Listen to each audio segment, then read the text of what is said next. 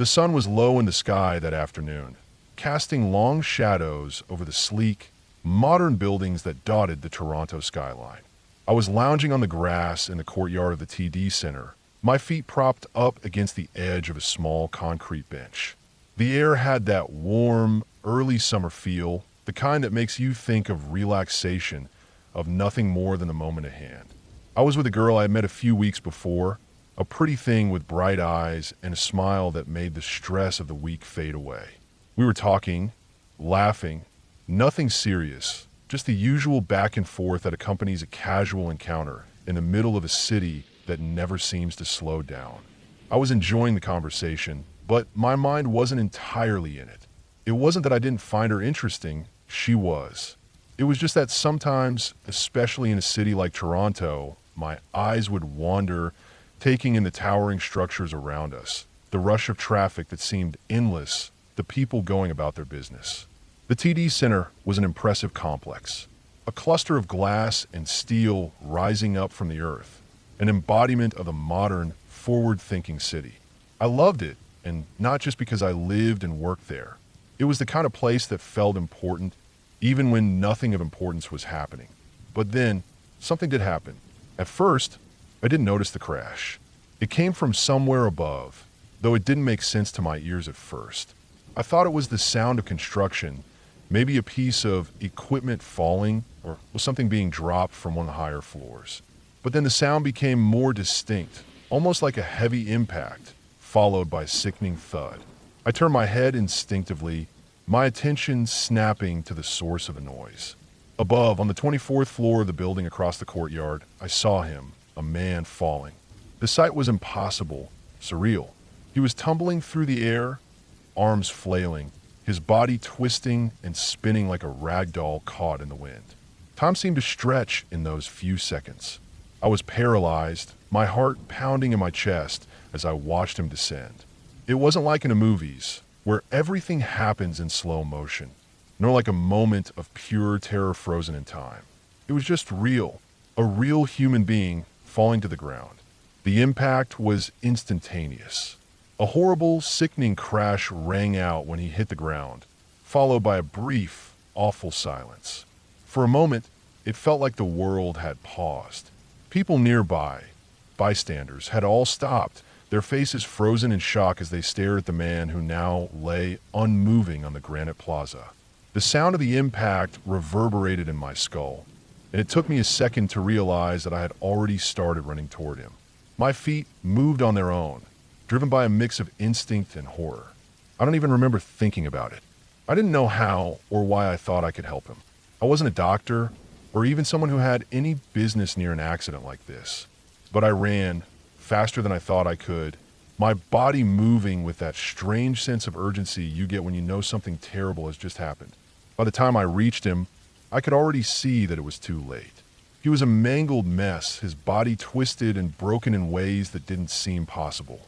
His head, I noticed, was unnaturally tilted, and blood pooled beneath him, spreading across the stone floor.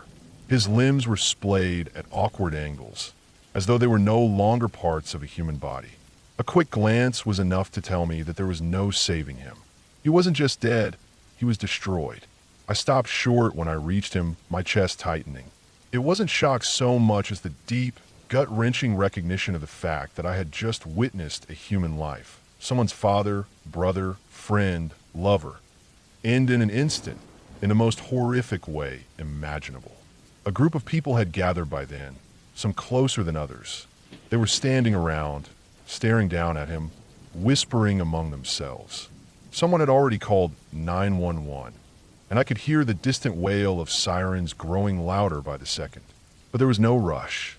No one was going to make it in time to help him. I stood there for what felt like an eternity, my legs trembling beneath me.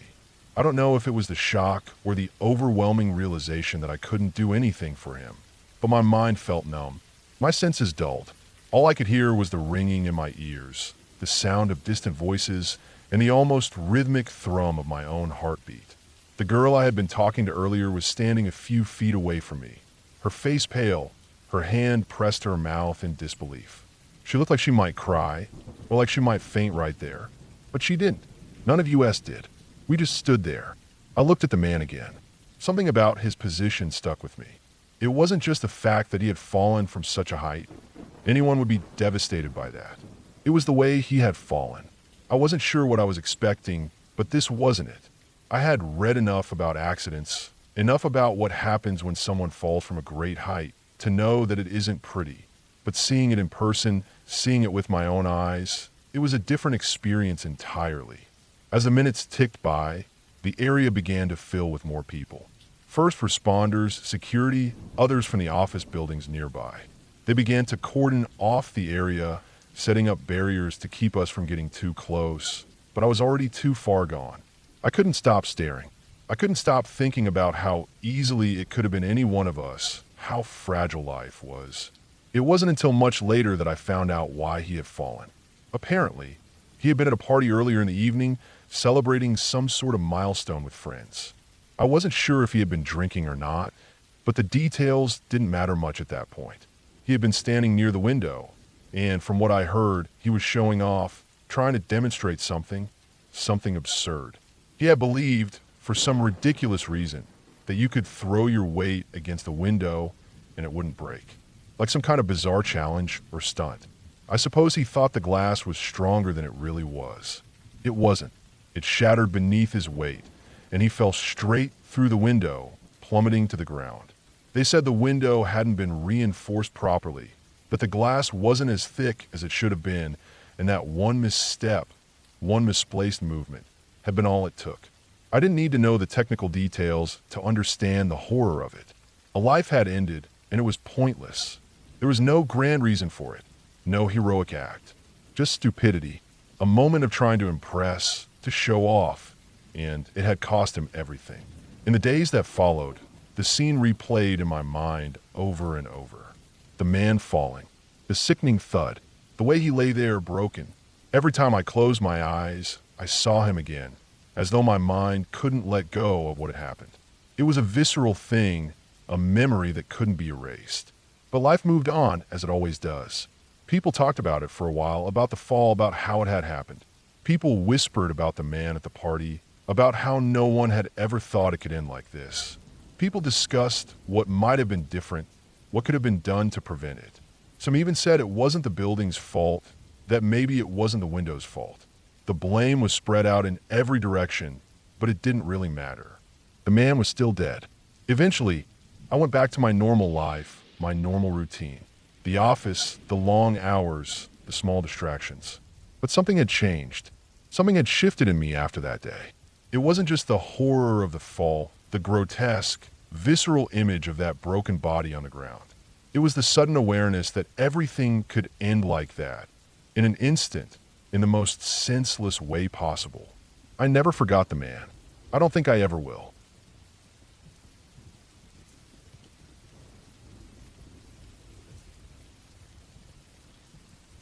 I was terrified of water, the kind of terror that didn't just make me anxious, but consumed me, making it nearly impossible to breathe when I was close to it.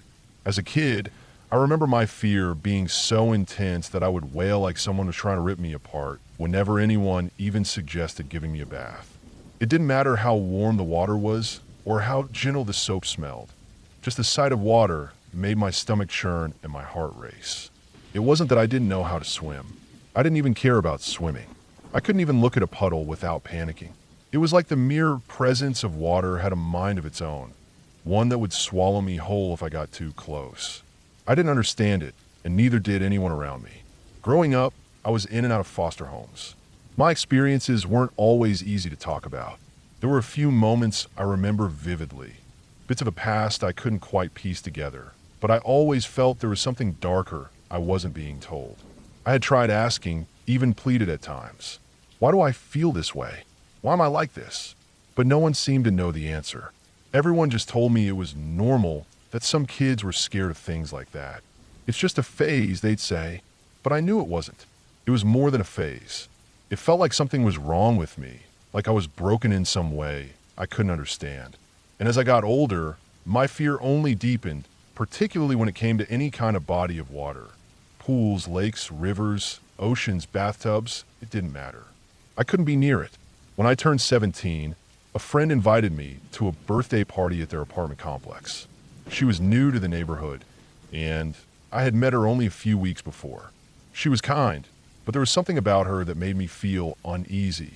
Still, I wanted to be normal, so I accepted the invitation. Her apartment complex had a pool, and I was hesitant, but I convinced myself I could be fine. I thought I'd be able to stay out of the water, just hang by the edge, keep my distance. But when I arrived, there was something almost unsettling about how everyone seemed so at ease around the water. They joked, splashed each other, dumped their friends, laughed, and everything about it felt wrong to me. It wasn't until much later that I realized it wasn't just my own mind that was fighting me. I could feel the discomfort in my body, the tightness in my chest. I was hyper aware of the water, every splash sounding too loud, every ripple too close. I told myself I wouldn't go in the pool, that I'd just stay on the patio, and for a while that worked. But things didn't stay calm. At some point during the evening, one of my new friends, a boy I had barely spoken to, playfully shoved me toward the pool. I gasped and stumbled back, but he grabbed my arm before I could step away. His grip tightened as he pushed me toward the water, and panic surged in me like a tidal wave. I tried to scream, tried to fight him off, but my legs wouldn't move fast enough. My body was shaking uncontrollably. I could feel my heart pounding in my chest, and I thought I might pass out. The closer I got to the edge, the more I felt my throat tighten, my breath leaving me in short, desperate bursts. When my feet finally hit the water, everything spiraled. My body seized with fear. I screamed and kicked, thrashing violently in the water, but it was no use. The boy seemed surprised by my reaction, probably thinking it was all in fun, but for me, it was hell. I was trapped. I felt like I was sinking, like I couldn't escape. I couldn't breathe. The water seemed to pull at me, dragging me under with every wave of panic. I hyperventilated, my vision blurred with tears as I cried, pleading, begging for someone to pull me out. I couldn't even form words. All I could do was cry out, the sound of my own voice distorted in the water. I couldn't stop shaking. I thought for a moment that I might actually die, just from the sheer terror that flooded my senses. And then someone's arms were around me, pulling me away from the edge. It was my boyfriend, a tall, quiet boy who had been with me for a couple of months. He pulled me from the pool and carried me to a chair on the patio. I was still shaking, still sobbing uncontrollably, my whole body trembling like a leaf in the wind. I could feel the cold water soaking through my clothes, but it didn't matter. I was just gasping for air, trying to calm down, trying to remember how to breathe. The boy who had pushed me into the pool kept apologizing, his words coming out in rushed stutters, but it was no use. I couldn't focus on what he was saying. My mind was still caught in that terrifying moment in the water. The fear was still gripping me, tightening around my chest, and I couldn't shake it off. It didn't matter how many times they told me everything was fine. It didn't feel fine. It felt like I was still drowning, and I couldn't get away from it.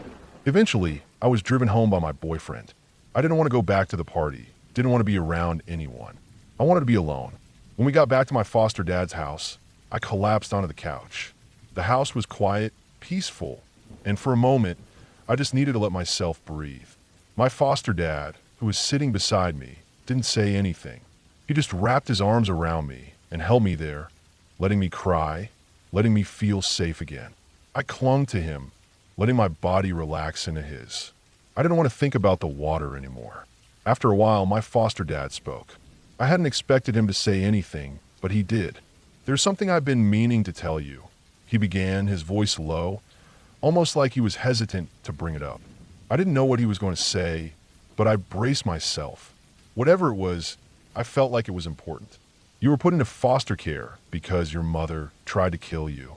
She filled a bathtub with water and held you under it until your father found her. They said she was jealous of how you looked at him, that you had the same eyes as him, and that scared her.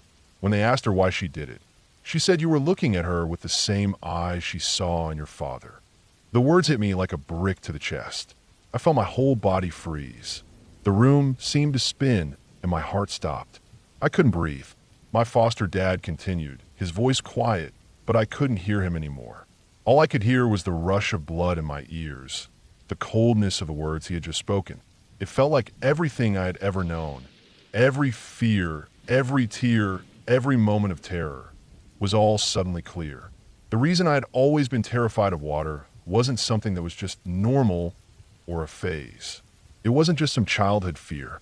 It was because of something my mother had done to me, something so deep, so twisted, that it was etched into my very soul. I had been an infant, small and defenseless. My mother had tried to drown me, and it had never left me. It had been buried in my subconscious, locked away, and I had never known why I was so afraid of water. But now, in that moment, it all made sense. My whole life had been shaped by that moment in the bathtub. My terror, my avoidance, my panic.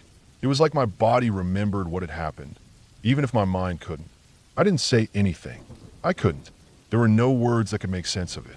All I could do was sit there, staring at my foster dad, the weight of his words pressing down on me.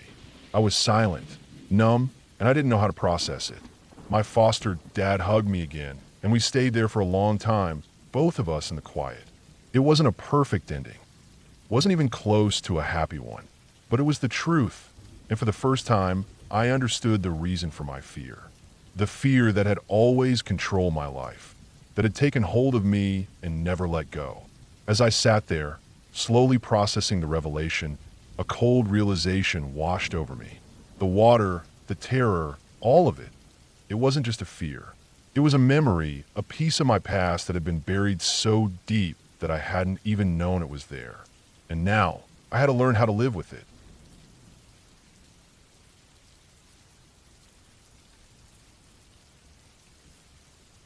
It was a regular Sunday when my mother started telling me the story. She had always been someone who kept a strong hold on her beliefs.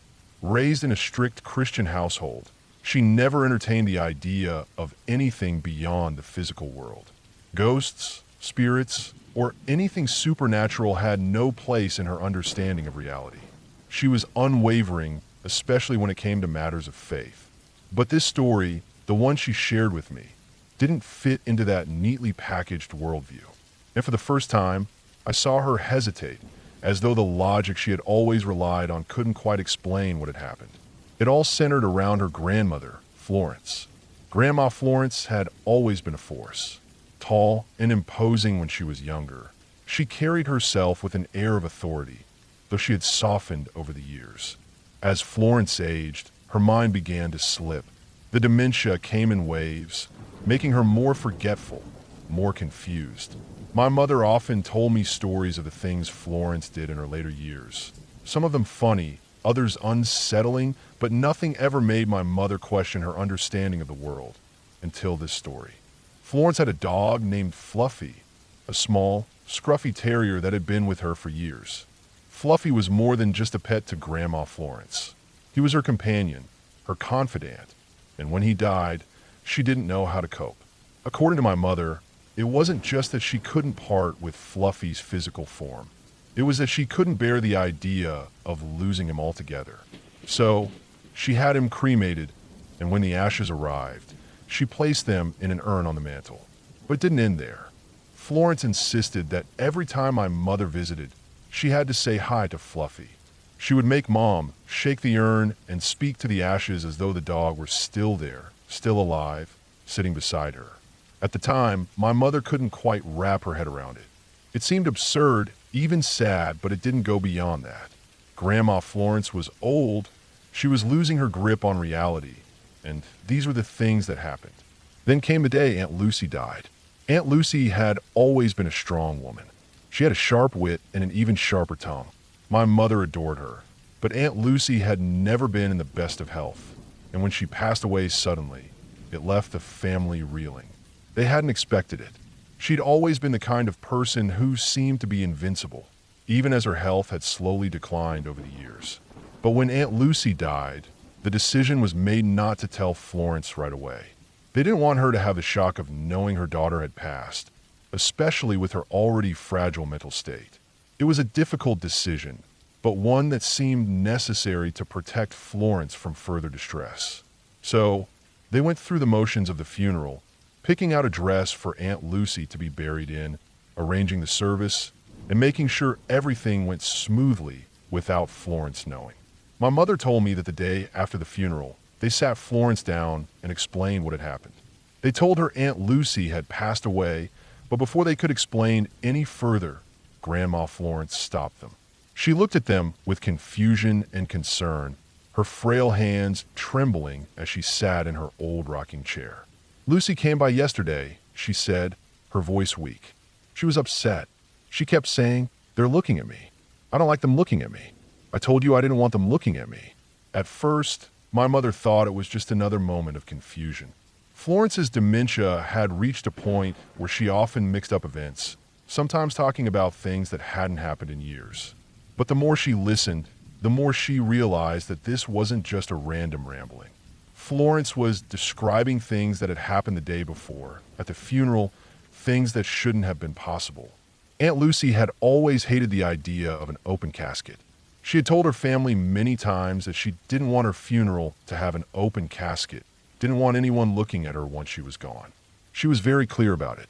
But now, here was Florence describing an encounter with Lucy the day before, and Lucy was upset about being looked at. She had been standing by the casket, talking about the people staring at her, and in particular, she had kept saying how she didn't want them to look at her. It was too strange to be just a mix-up in Florence's mind. But that wasn't the most unsettling part. Florence continued to describe how Lucy had appeared to her. She wasn't wearing the clothes Florence had last seen her in. No, Lucy was wearing an odd dress that Grandma Florence had never seen before.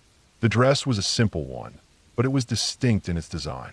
Florence gave a perfect description of the dress, the color, the fabric, the way it fell to Lucy's knees. She recalled every detail, down to the way the sleeves fluttered slightly when Lucy moved her arms. It was a dress that had never been in Lucy's wardrobe, a dress that wasn't even close to anything Florence had ever seen her wear. When my mother told me this part of the story, I could hear the disbelief in her voice. She told me how they tried to reason with Florence, how they gently explained that Aunt Lucy was dead, that the dress had been picked out by the family for the funeral, that Lucy couldn't have been there. But Florence insisted. She was just here, she said. She was wearing the oddest dress, though. I've never seen it before. It wasn't just a dress, either. Florence seemed to remember everything from the funeral. She described the setting, the people who had attended, the way the room smelled. She could recount moments that had occurred during the service, even down to the music that played in the background. It was as though she had been there, standing beside the casket, watching everything unfold. The family was at a loss. They didn't know what to think. They knew Florence's mind was failing, but they couldn't dismiss what she had said so easily. She had described things with such clarity and detail that it made them wonder. Was it just her mind playing tricks on her? Or had something more sinister occurred? Something they couldn't explain? My mother never really came to terms with it, and neither did anyone else in the family. After that day, Grandma Florence's condition worsened, and she eventually passed away, but the story of Aunt Lucy's visit lived on in the family's memory. No one spoke of it much after that, as it made everyone uncomfortable, but the seed of doubt was planted. Could Florence have been seeing something the rest of them couldn't? Could Aunt Lucy have visited, even after death? Or was it just a product of an old woman's deteriorating mind? I don't know what to think about it either. My mother doesn't either. I think she still struggles to reconcile the two sides, the logical side that tells her that there's no such thing as life after death, and the side that remembers her mother's grandmother speaking with such conviction about something that shouldn't have been possible. I've never heard anyone else tell a story like that, and even though I'm not sure what to believe, I think it's one of those things that will stay with me for a long time. I don't know if it was a simple misunderstanding or if there was something more to it, but I do know this. My mother never told me another story like it again, and whenever we talk about Grandma Florence, there's a hint of unease in her voice. Maybe she still wonders, just like I do.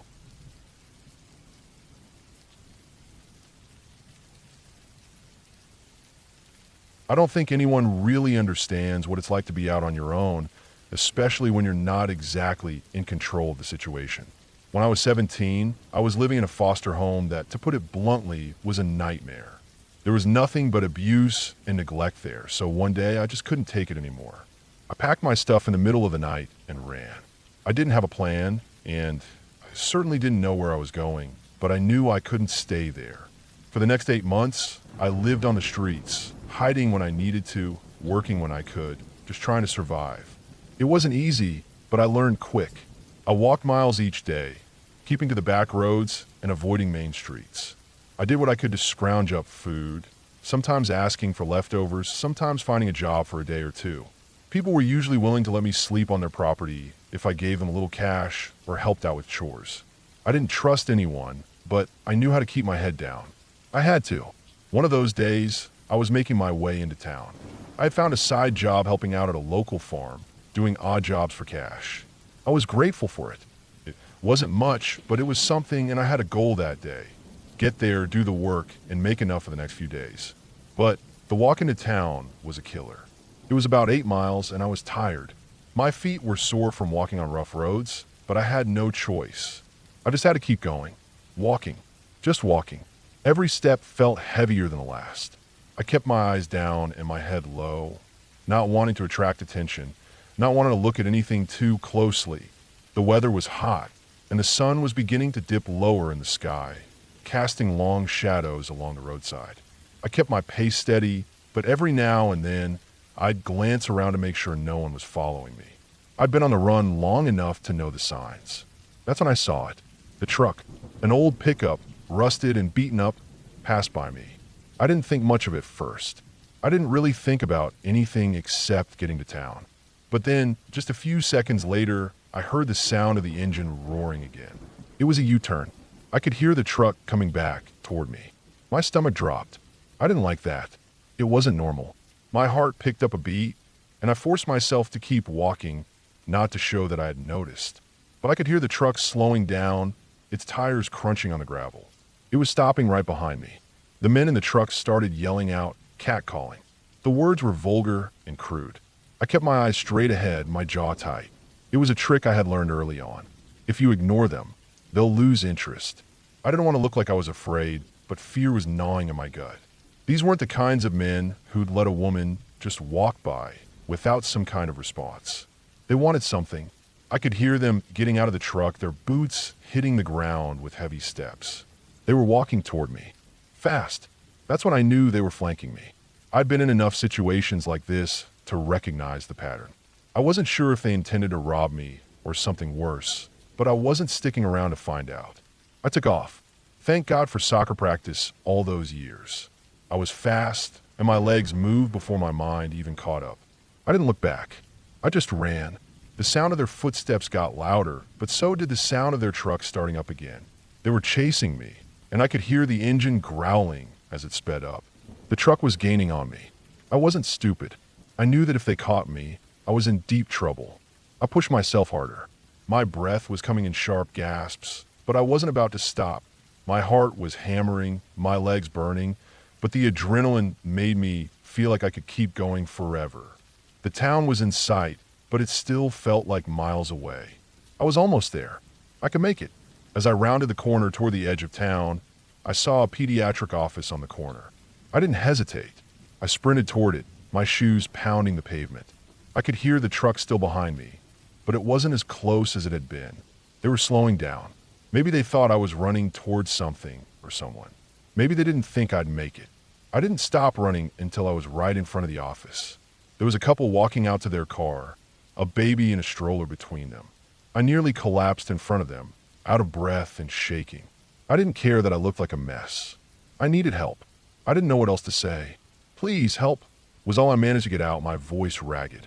I pointed to the parking lot where the truck had started circling, and I could see the headlights of the truck moving in the distance, a little too close for comfort.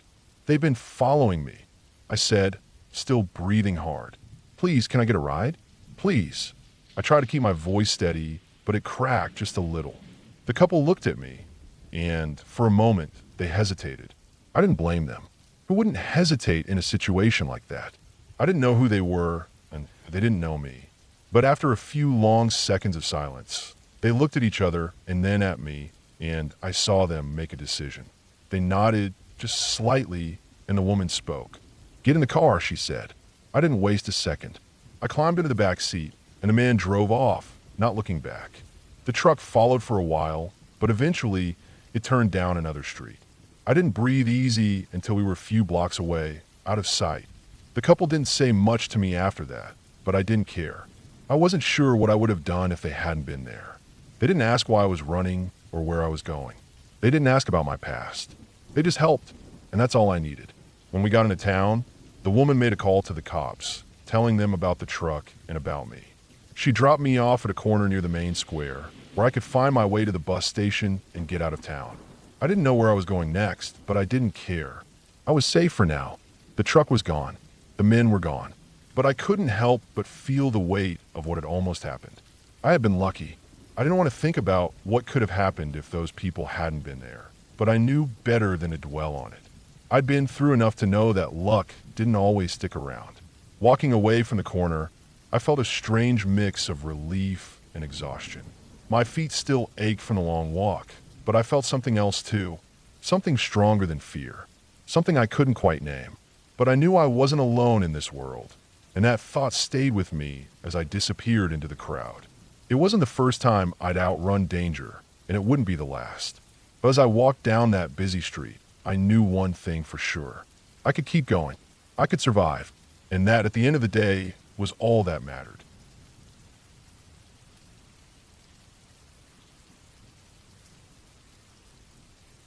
I've never shared this with anyone before, not in all the years since it happened.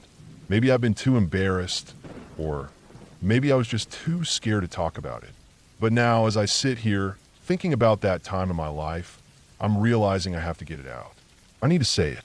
It's the only way I can move on, even if it means sounding crazy or like I've lost my mind. This story has haunted me for years, and I'm not sure how much longer I can keep it in. I was 14 years old when everything started. My older brother had just moved out to start college, leaving me alone in the house with my mom and stepdad. They didn't care much for me, always caught up in their own routines, so I spent a lot of time by myself. My brother had occupied the top floor of our house, one of those old, creaky houses that always had something making noise. When he left, I inherited that space. The top floor was basically a little apartment for him, and now it was mine. I liked having the whole floor to myself. It felt like a kind of freedom, but I was also alone up there, and that isolation started to feel like more of a curse than a blessing. It wasn't so much the fact that I was by myself that bothered me. It was the sounds. It started slowly, just little things that I convinced myself were normal.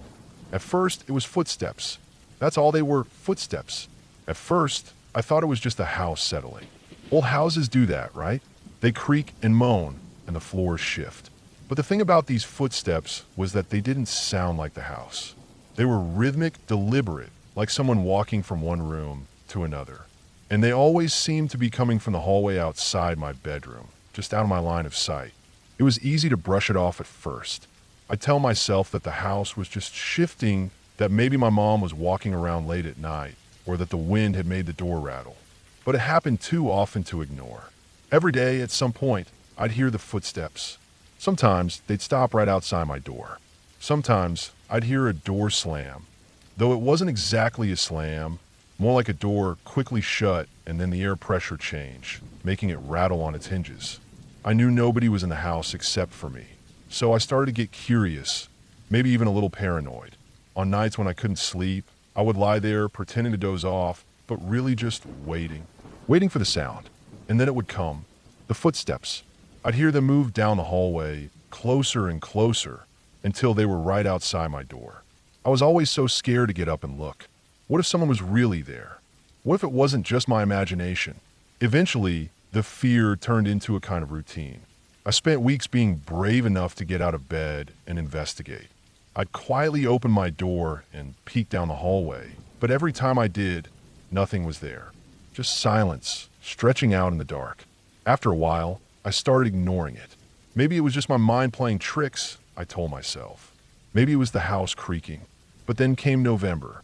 I remember it clearly. It was late at night, around 11 p.m. The wind was howling outside, pushing against the old windows. I was sitting at my computer desk, the dim blue light of the power button glowing faintly on the edge of my desk. The soft glow from my computer screen was the only light in the room. I had my head turned toward the door, which I made sure to shut that night. I was tired, but I couldn't sleep yet, so I was idly scrolling through some random things online. At some point, I must have nodded off because I remember my head jerking back awake. The first thing I noticed was the flickering light next to the power button on my computer. The blue light was flickering like something was blocking it. I focused my eyes, trying to clear the fog in my brain, and that's when I saw it. A shadow. A man standing between me and the door. I froze. My blood ran cold. I couldn't breathe.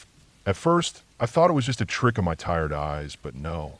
This figure, tall and dark, stood motionless, watching my desk, watching me. I could barely make out any features, but his shape was unmistakable. He was there. I wasn't imagining it. I blinked hard, trying to wake myself up, but the figure didn't disappear. In a rush of panic, I tried to process what was happening. This was no longer a situation I could brush off. It wasn't a creaky house or my imagination running wild. Someone was in my room. My heart pounded in my chest as I weighed my options. I thought fast, my mind racing through possible ways to escape.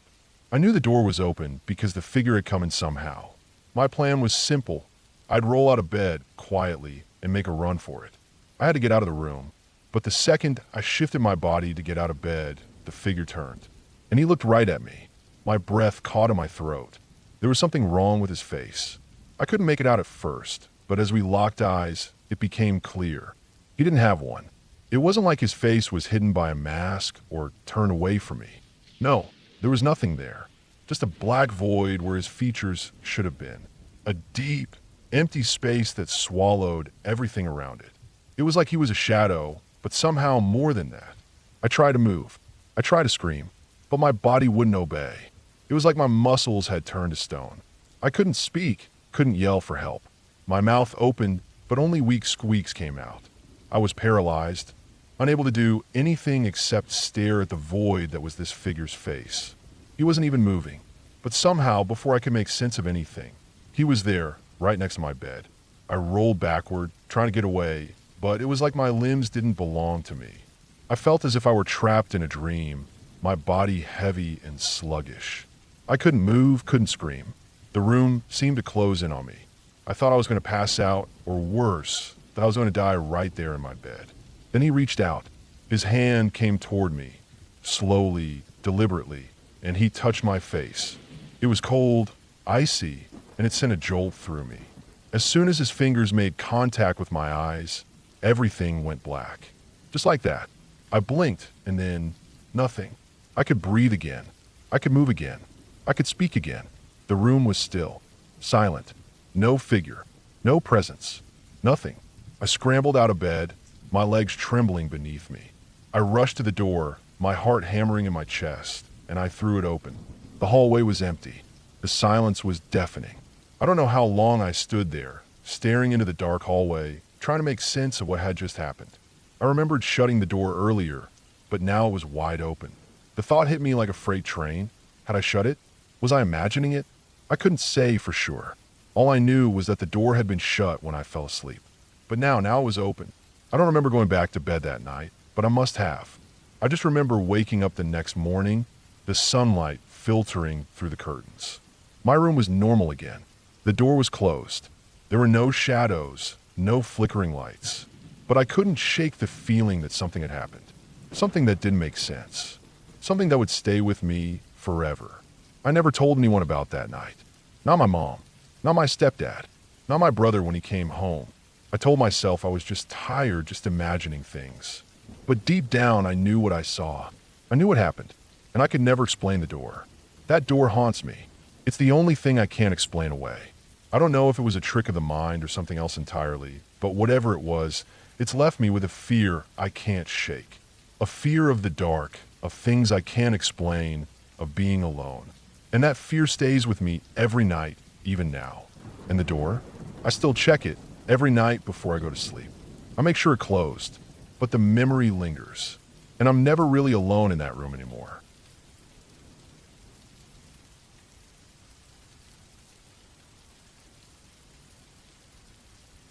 It was my senior year of college, Christmas break, 2006. My professor, a man I'd been working with throughout the semester, had asked me to house sit while he went off to a bowl game. He lived in a massive house, out in the middle of nowhere, on acres of land that stretched far beyond what I could even see from his front porch. The house was old but well-maintained, with stables, a few horses, and a gator to ride around on for fun. It was a dream come true to stay there, with nothing but open space around me, and I invited my girlfriend to join me.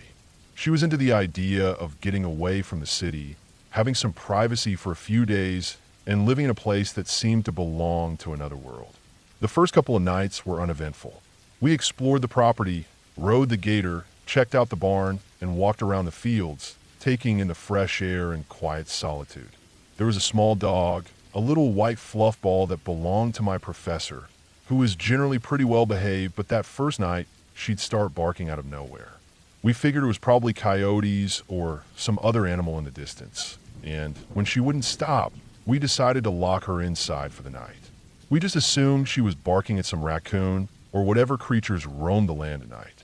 That was the beginning of the unsettling things that would happen. The night passed quietly, but as we sat around watching TV the second evening, the barking started again, but this time, it wasn't coming from the back door. The dog had shifted positions and was now barking from the window on the other side of the house. I tried to dismiss it at first, telling myself it was just a curious animal out there, maybe another coyote, or maybe the wind was moving the trees and confusing her. But after a while, the continuous barking started to wear on me. It didn't stop, and it didn't sound quite normal anymore, almost frantic. At that point, we started getting a little freaked out. My girlfriend, bless her heart, wasn't exactly the brightest when it came to this sort of thing. I could tell she was getting scared. I told her to relax, that it was probably nothing, but she wanted to investigate. She was always the curious one, the kind who'd rather check it out herself than leave something unexplained. She went outside, with the dog still barking in the background. I stayed inside, watching her from the window. The door clicked behind her as she walked into the cold, stepping out into the moonlight. She came back after a few minutes, looking a little less confident than when she first went out. "I saw something," she said. "It was small and gray, probably a coyote, but it ran off when it saw me." I was relieved to hear it wasn't some strange person lurking outside, but at the same time, the whole thing was unsettling. The dog had quieted down for a bit, but I still couldn't shake the feeling that something wasn't right. I locked the door behind her, just to be sure, and we went back to our corner of the house, trying to ignore the strange feeling creeping in. But as the night dragged on, something started to feel off. It wasn't the dog anymore. She was finally quiet.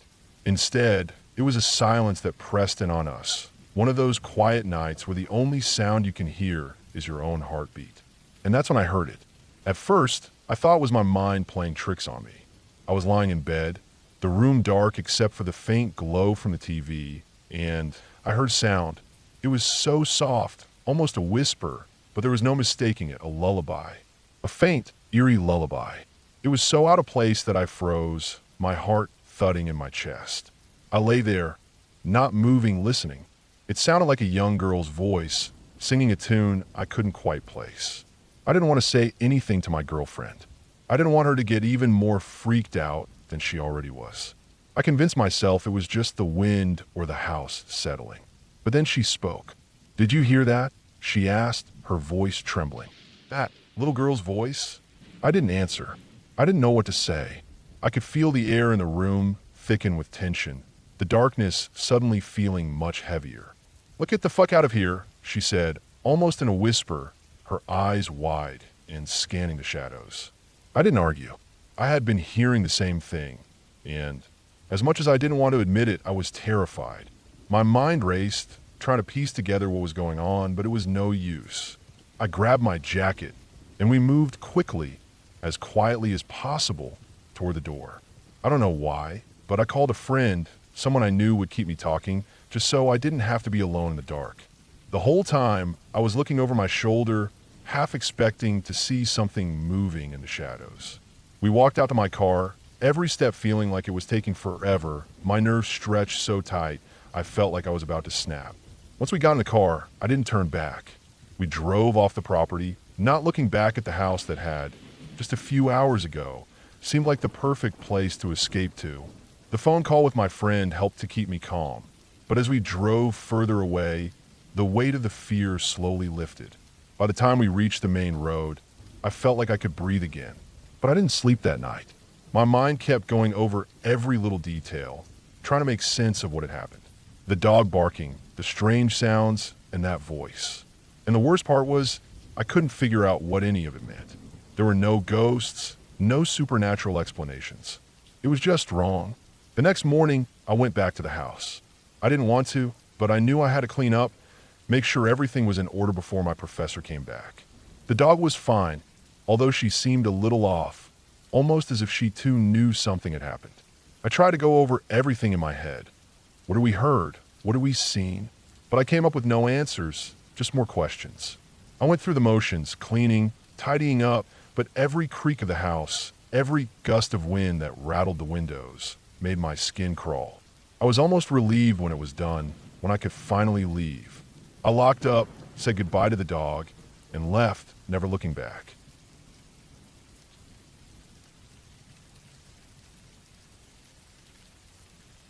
It had been weeks since I'd heard from my friend about this strange, unsettling story. He had mentioned it so casually, like it was just another anecdote, but I couldn't shake the feeling that it was something darker than he made it out to be. It didn't seem like anything that could be chalked up to a misunderstanding, and it definitely wasn't the kind of tale you could pass off as coincidence. This wasn't the kind of thing that happens every day, at least not if you were a normal person. And this woman, the one at the heart of the story, she wasn't some random amateur.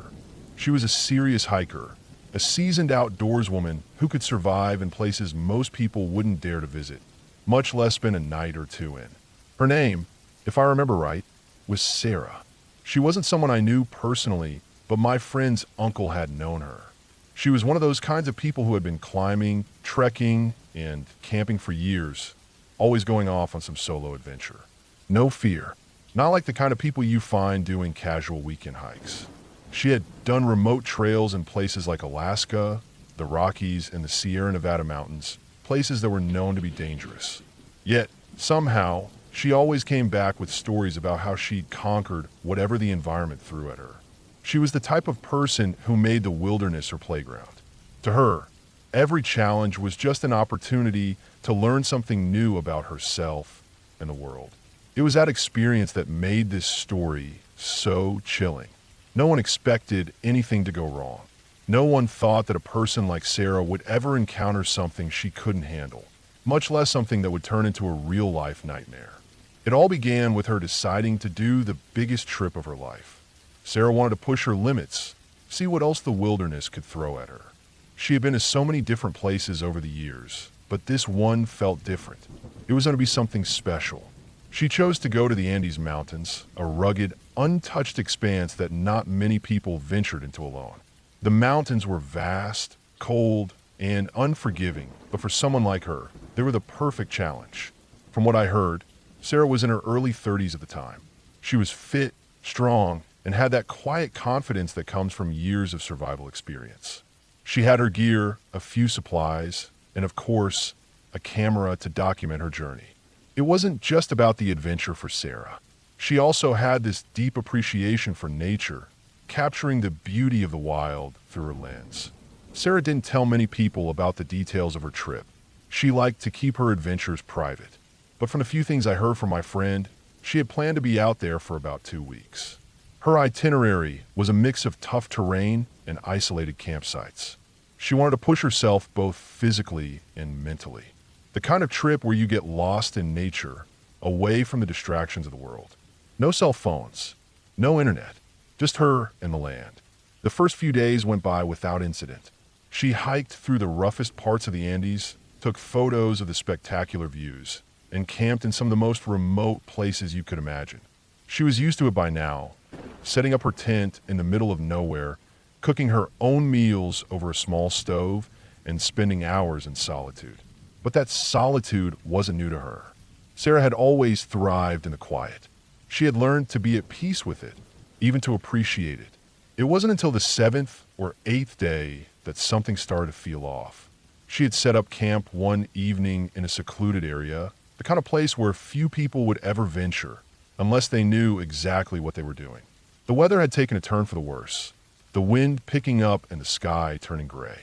The storm wasn't anything too dramatic, but it was enough to make her retreat to her tent early. She had her fire going for a while, sitting outside and watching the way the storm seemed to shape the landscape before retreating inside her tent for the night. She was tired, and the wind howling outside made her feel like she was even further removed from civilization. That night, Sarah fell into a deep sleep. She didn't wake up until the morning, when the storm had passed and the world outside seemed calm again. It was the next few days that began to make her uneasy. Every morning, she would wake up and find something a little out of place. Sometimes it was a small item moved in her tent. A pack of matches, a small rock she had been using as a weight, things like that. At first, she brushed it off as just being forgetful, or maybe even a sign of wind blowing things around. But then it started to happen more frequently. A few times, she had heard noises in the night, but when she investigated, there was nothing there. No animals, no hikers, just the cold, quiet mountains. But that feeling, the one in your gut that something isn't right, kept creeping up on her. Eventually, she decided to leave the area where she had been camping for the last few days. She packed up early one morning and moved to a different location, a spot she had mapped out ahead of time, far from the original place. The rest of the trip went by uneventfully. She finished her 2 weeks in the Andes without anything particularly strange happening, at least to her knowledge. She returned home, satisfied with the experience. She had accomplished what she had set out to do. There was a sense of peace that came from conquering something like the Andes, but also a nagging sense that she couldn't quite shake.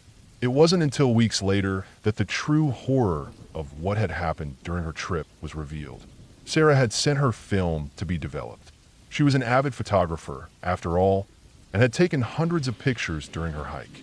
It was her way of holding on to the beauty of the places she visited, and she enjoyed going through the photos when she returned, reliving the experience. When the photos were developed and returned, she sat down to go through them like she always did. She looked at the stunning landscapes, the pictures of herself smiling beside a mountain peak or sitting by a campfire. It wasn't until she reached the last set of photos that things took a turn. There were pictures of her, yes, but something was off. The photos were taken at night, and she was sleeping in her tent. She was curled up in her sleeping bag, completely unaware of the camera's lens pointed straight at her. The first photo was blurry, a shot of her sleeping from outside the tent, the canvas of the tent slightly distorting the image. The second one was clearer, the flash bright enough to catch her features even through the thin fabric. She was still asleep, but in the shot, there was a shadow moving just outside the tent. Sarah froze when she saw the third photo. In it, the shadow was no longer outside. The figure was standing right next to her tent, so close she could make out the silhouette of a man, broad-shouldered and tall. She was completely unaware, still lying there, sleeping peacefully. It was the fourth photo that chilled her to the core. The man wasn't just standing outside anymore. He was crouching, his face visible in the glow of the camera flash. He was looking directly at her, his face twisted into something unrecognizable, almost animalistic. But what made it worse was that his eyes were wide open, and he was staring straight at her, completely aware of what he was doing. Sarah immediately felt sick. She knew that she had been alone the entire time, that no one else had been in her campsite. She had checked the area when she woke up each morning. But these pictures proved otherwise. They showed that someone had been watching her, close enough to take pictures of her while she was completely vulnerable. But that wasn't the worst part. As Sarah went through the photos, she realized something even more disturbing. The man's figure wasn't just in the photos. It was in the woods, in the background, in places she had never been during her hike. He had followed her, every night, watching her. She had no idea who he was or how he had gotten so close without her noticing. He had been right there, watching her every single night she had camped alone in those remote places. She never told anyone about the photos. Not right away. The fear of what could have happened, the realization that someone had been tracking her every move, haunted her for months. The thought of it all, how close he had been, how she had never known, kept her up at night. Eventually, she left the outdoors behind. She never went back to the mountains. She took up a quieter life, one without the danger of being followed in the wild. The photos were locked away in a drawer, never to be shared, and no one, not even her closest friends, knew the truth of what she had found. There are still people who go off into the wilderness today, thinking nothing could ever happen to them.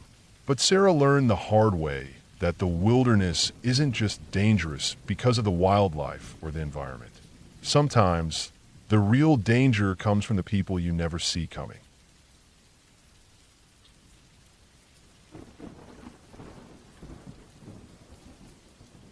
I was traveling across the United States in 2002, hitchhiking from state to state, trying to experience something different, something raw. The world seemed to be more open back then, more accessible, even if it was dangerous at times.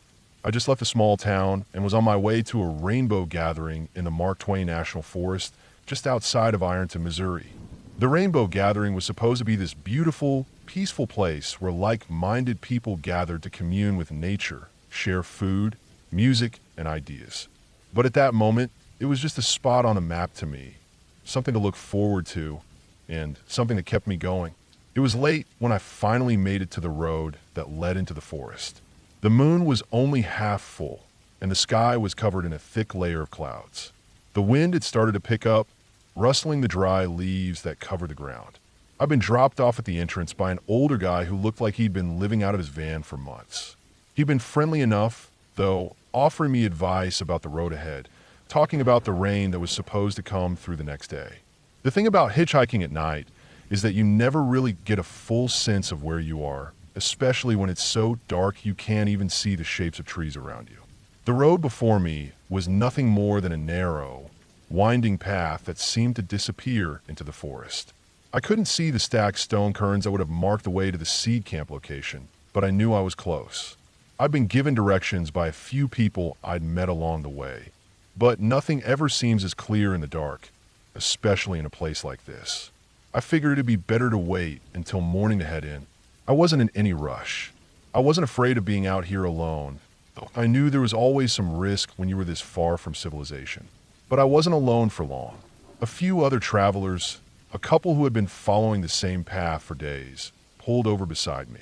They had a van, and I could hear the faint sound of music playing from inside, something soft and peaceful. They were headed in the same direction, they told me, and invited me to wait with them for the night. I gladly accepted, and we found a spot off the road to park. I couldn't tell you exactly when it started, but it was just after we'd settled in. The noise. It was like the sound of children laughing and playing. At first, I thought maybe it was the couple's radio, but it was too loud and too clear, like it was coming from somewhere nearby. I remember being confused. There were no other campsites nearby, no houses, no roads. The closest town, Ironton, was miles away.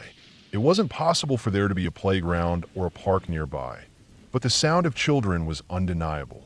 It was unsettling, but I chalked it up to the odd acoustics of the forest. Maybe the sound was traveling from farther away than I realized. Maybe the wind was playing tricks on me. I tried to ignore it, tried to sleep, but the laughter, the shouts, and the unmistakable sound of children playing kept me up the entire night. I couldn't get comfortable.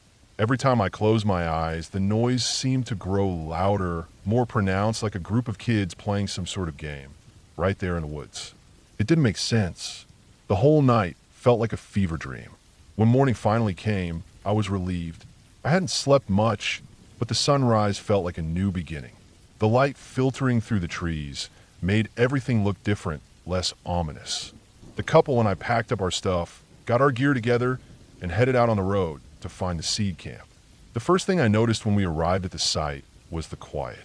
It was almost eerie how still everything was, considering there were supposed to be at least a few dozen people gathered in the area. We found the other early arrivals, a small group of about a dozen or so people, and settled in. Everyone was getting ready for the bigger part of the gathering, which was still a few days off. There was a palpable sense of anticipation in the air, but for some reason, I couldn't shake the feeling of unease that had followed me from the night before. A few of us decided to head out and explore, looking for firewood or maybe a fresh spring for water. It was a peaceful walk at first, the kind of walk you take when the forest is alive with the sound of nature. The birds, the wind, the crunch of leaves underfoot. But then, we stumbled upon something strange. We were walking through a thicket when we came upon a clearing, and in the middle of it stood the remnants of a house foundation. It was old, the stones worn down with age, trees growing where walls had once stood. The house had been gone for years, maybe even decades, but the foundation remained, stubborn and untouched by time. The ground around it was littered with bits of old rotted wood, rusted nails, and other metal scraps that seemed to serve no purpose anymore. At first, we thought it was just an old homestead, maybe abandoned long ago. We figured there might be something interesting to find, old tools, a forgotten artifact, or maybe even some signs of wildlife. But as we got closer, we found something that made our stomachs drop. It started with a single shoe, a small, child's shoe, half buried in the forest floor, rotting away with the years. It was one of those shoes you see kids wearing when they're playing outside, worn but not old enough to be completely destroyed. At first, I thought it was odd. Who leaves a single shoe in the middle of the woods?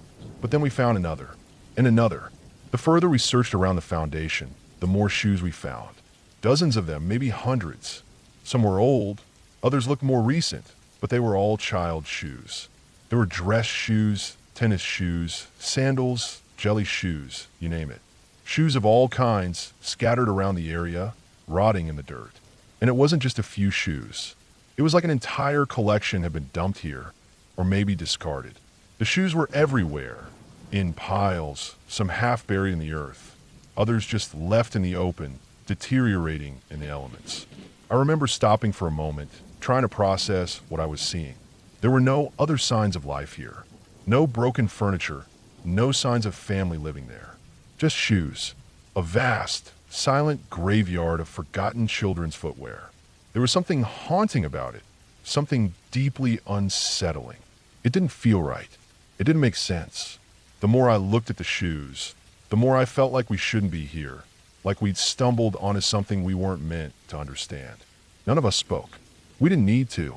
The eerie silence around us, the weight of what we were looking at, was enough. We kept searching, but all we found were more shoes, scattered throughout the area. No toys, no clothes, just shoes. Hundreds of them, half rotted, scattered within a 25-foot radius of the old foundation. At some point, we stopped looking. We couldn't bring ourselves to do it anymore. We just turned and walked away, our steps heavy with the knowledge that whatever had happened here wasn't something we were meant to uncover. The forest felt darker now, colder. It felt like it was closing in on us, like we weren't supposed to leave. But we did. When we returned to camp, we didn't talk about what we'd found. We didn't need to. Everyone could feel it. There was a tension in the air, a sense that something wasn't quite right about this place. The rest of the gathering was quiet for me. I couldn't stop thinking about those shoes, about the strange feeling that hung over the whole forest. I tried to shake it off, try to focus on the peace and love everyone was talking about, but I couldn't. By the time I left, the feeling hadn't gone away. I didn't hitchhike back that way again, didn't return to those woods. I didn't need to. The shoes, the laughter of children echoing through the forest at night, it all stayed with me. I don't know what happened there, what I stumbled upon in those woods, but I don't think I'll ever forget it. Whatever was left behind, whatever had once lived in that house, had left its mark, and it wasn't a pleasant one.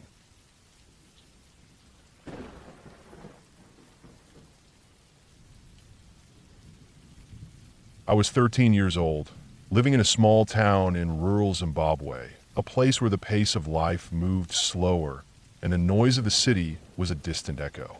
The house we lived in was large, a single-story building with white walls that had started to show signs of wear and age. It was nestled on the edge of the town, surrounded by an expansive garden that seemed to stretch endlessly into the dry, dusty landscape. On one side of the house, the garden narrowed between our property and the neighbor's fence. At the end of this narrow section was an old, decrepit, cement-lined pond. For years, the pond had been abandoned, filled with rubble, dead plants, and layers of grime.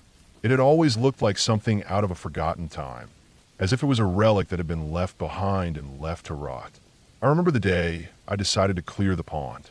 I had been thinking about it for a while. The idea had come to me one afternoon when I was bored, looking for something to do.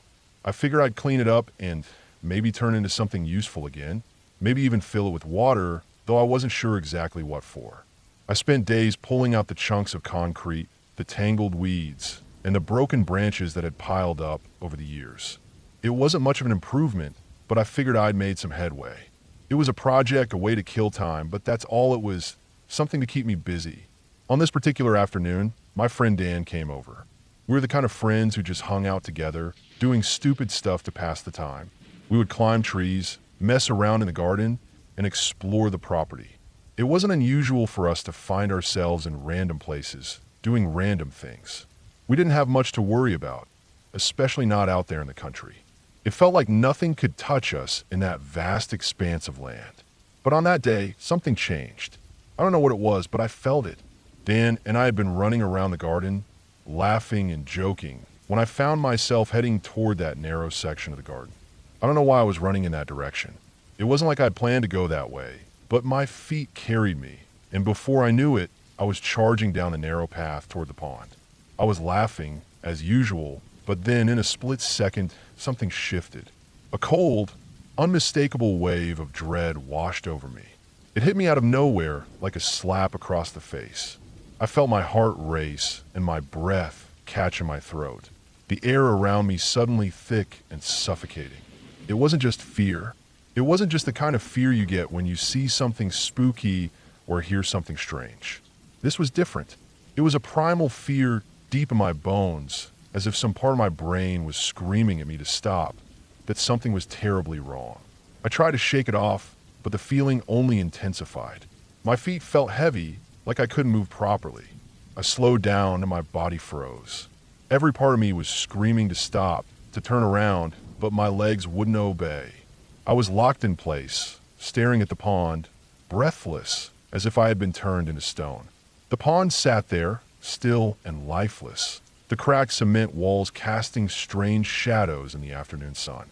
It was empty, except for the dirt and debris I'd left behind. But then, from the crack in the side of the pond, something stirred.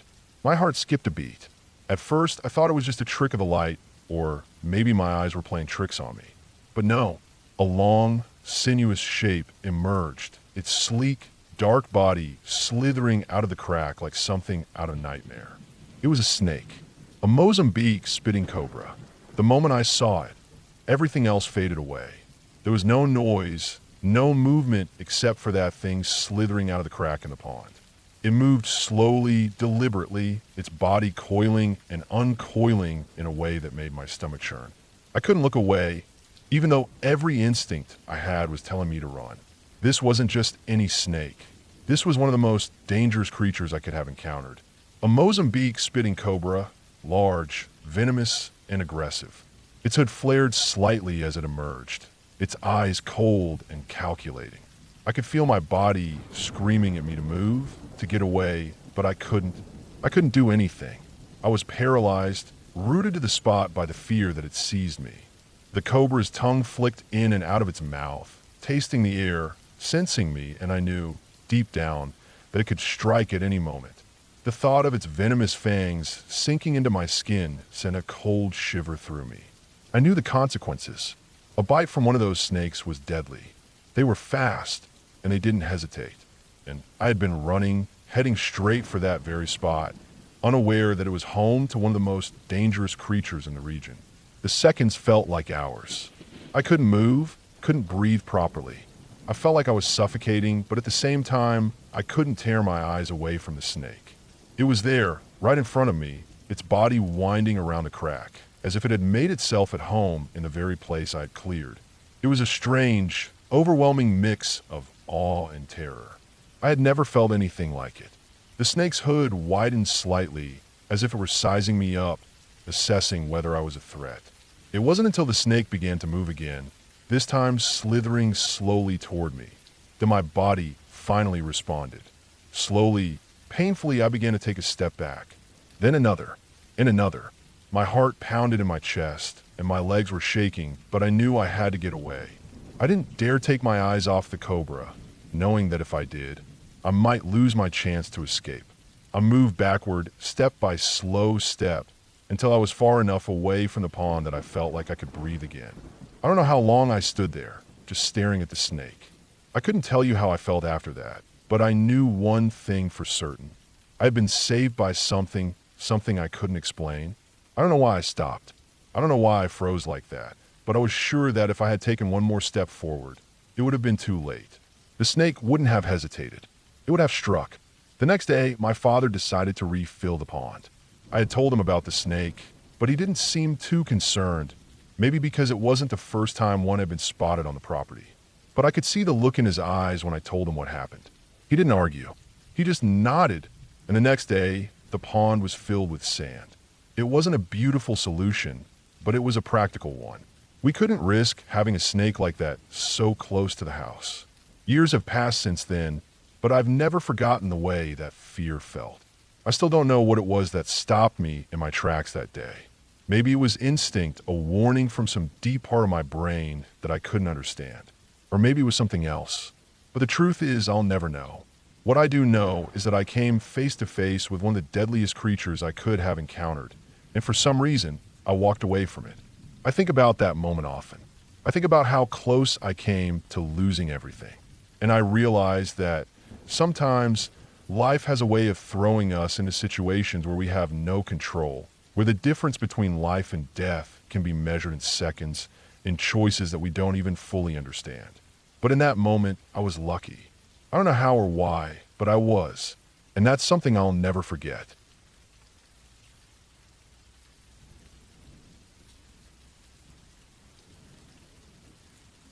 I was 17 or 18, living in the small village of Shipton Bellinger, Hampshire, England. The village was quiet, almost to the point of eerie sometimes. It wasn't a place where much happened.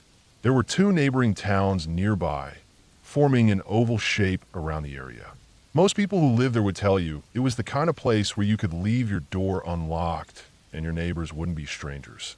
But like all quiet places, it had its own kind of unsettling stillness that seemed to linger just beneath the surface.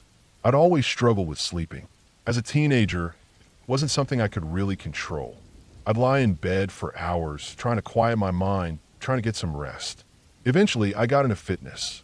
It became my outlet, the only thing that calmed my mind and helped me wear myself out enough to get some sleep. I started running late at night, usually around midnight or 1 a.m., when the world around me was still and the air felt crisp and cool. It became a routine I didn't question, something that worked for me. The route I'd chosen was almost a kind of loop, a circuit that I'd run regularly. It was about 2 miles, winding through parts of Tidworth and up towards Lugershall, which was close by. I didn't mind the route. In fact, I kind of liked it. The lack of traffic, the quiet, and the open fields made it peaceful. Sometimes I'd run past the secondary school, Castledown, and down a back road that led toward my village again. This road wasn't lit. There were trees on either side, and after you passed the school, it felt like you were in the middle of nowhere. Beyond that, the fields opened up, and the darkness felt even more intense. One particular night, I remember it was colder than usual, but I didn't mind. I was a little tired, but I'd been running regularly enough that it didn't matter. I was coming toward the end of my circuit, having passed Tidworth, and now making my way back up towards Lugershall. It was around 1:30 a.m., and everything was so still that I could hear the faintest rustling of the trees in the distance. The only light came from a solitary street lamp just outside Castledown, where I paused for a moment to tighten my shoelaces. It was quiet, too quiet, except for the occasional noise from the trees. I didn't think much of it at first. It was probably just a deer or some other wildlife moving about. The woods weren't that far off, and animals were common in the area. But the sound, it wasn't right. The rustling was growing louder, more insistent, almost like something was moving quickly through the underbrush, pushing branches and breaking twigs. I stopped, my fingers still around the laces of my shoes, and I strained my ears to listen. The sound was no longer subtle. Something was definitely moving, and it wasn't the normal rustling of a deer or a small animal. I stood there for a moment, my mind working to process what I was hearing. My first thought was that it was just another animal, maybe a deer or a fox or something larger. I didn't know. I wasn't scared. Not yet. But something about the noise didn't sit right. It was too loud, too deliberate. And then Something that made my blood run cold happened. I heard the unmistakable sound of metal. The fence, the one that ran along the woods, the one that separated the trees from the road. It was shaking. At first, it was just a faint noise, a little rattle, but then it grew louder. Something was climbing it. The metal links screeched as they bent under pressure. I froze. The noise of it was loud enough that it sent a wave of panic through me. It wasn't a deer. It wasn't any kind of animal I could recognize. This was something else. My heart rate spiked, and without thinking, I turned and began jogging down the road. But then, I broke into a sprint. Pure instinct. I wasn't going to wait to see what was coming out of the woods. I wasn't going to stand there and risk it. I could hear it, whatever it was, moving through the trees, pushing forward at an alarming pace. It wasn't just an animal. It was too fast, too deliberate. I wasn't looking back, but I could hear the fence rattling more as whatever it was moved closer. I pushed myself harder, feeling my legs burn, my breath coming out in sharp gasps. I didn't dare look behind me. I just kept running, telling myself not to stop. If it can catch me, it deserves me. I kept repeating to myself. I couldn't waste time looking behind. Don't waste time looking. You know it's there, just run. The road stretched on, mile after mile, but in that moment, it felt endless. The darkened trees on either side of me seemed to close in, making the world feel even more suffocating.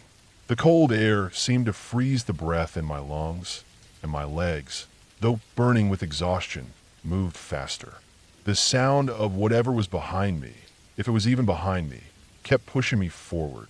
I could hear it now more clearly. Something moving quickly, something that wasn't an animal, wasn't just the rustle of nature. It was following me. It was chasing me. I didn't know how long I had been running. A minute? 2? Longer? I didn't look at my watch. I didn't want to know. The only thing in my head was the rhythm of my feet slapping against the asphalt and the sound of whatever was coming after me. The trees seemed to stretch on forever, but eventually, the village came into view, a distant blur of streetlights and houses. The road seemed to stretch ahead of me for ages, but I finally reached the edge of the village. I didn't slow down. I kept running, my heart thumping in my chest like a drum. I kept pushing myself, but as I neared the row of houses that led to my own, I finally stopped. I didn't know why, but I did. For a brief second, I paused and turned around, my breath coming in ragged gasps. I looked into the darkness of the road. I just sprinted down. There was nothing. No sound. No movement. I stood there for a minute, my mind racing. Was it gone? Had I imagined it? I strained my ears, but I didn't hear anything anymore. Just the quiet of the village. No rattling fence. No footsteps. Nothing. I couldn't explain what had happened. I didn't know what I'd heard or what had chased me. It wasn't a person, not the way they moved. It wasn't an animal, not the way it sounded. And yet, it had been there. I was sure of it. I finally started walking again, my legs like jelly beneath me. My house wasn't far now, and I just wanted to get there, get inside, and lock the door behind me. I didn't look over my shoulder again. I didn't need to. I knew I wasn't going to see whatever it was. I got home a few minutes later, my hands shaking as I fumbled for the keys. When I finally unlocked the door, I stepped inside and closed it behind me, making sure the latch clicked shut. I leaned against the door for a moment, trying to calm myself, trying to make sense of what had just happened. But there was no sense to be made. I still don't know what I heard that night, what chased me down that road. I don't know if it was a person or an animal or something else entirely. I never saw it. I never looked back. And part of me is glad I didn't. I've been back down that road since, but never alone and never at night. Every time I go past that spot, I can't help but remember the noise, the shaking fence, the feeling that something was right behind me. I'll never forget the fear I felt that night, the instinct that made me run as fast as I could. Because deep down, I know whatever was out there was no ordinary thing. And to this day, I'm just glad I never found out what it was.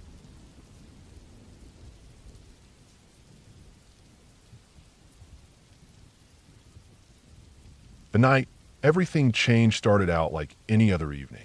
I was sitting in a small bar near the base, nursing a soda while everyone else was knocking back shots and pitchers of beer. It wasn't a big deal for me. I was still underage at the time, barely 20, So I was the designated driver. If I'm being honest, I didn't mind at all. I was fine with it. I could keep a clear head, be there for my friends when they needed me, and not worry about the consequences of doing something stupid. The reason we were all gathered there was Charlie. He was a good friend of mine.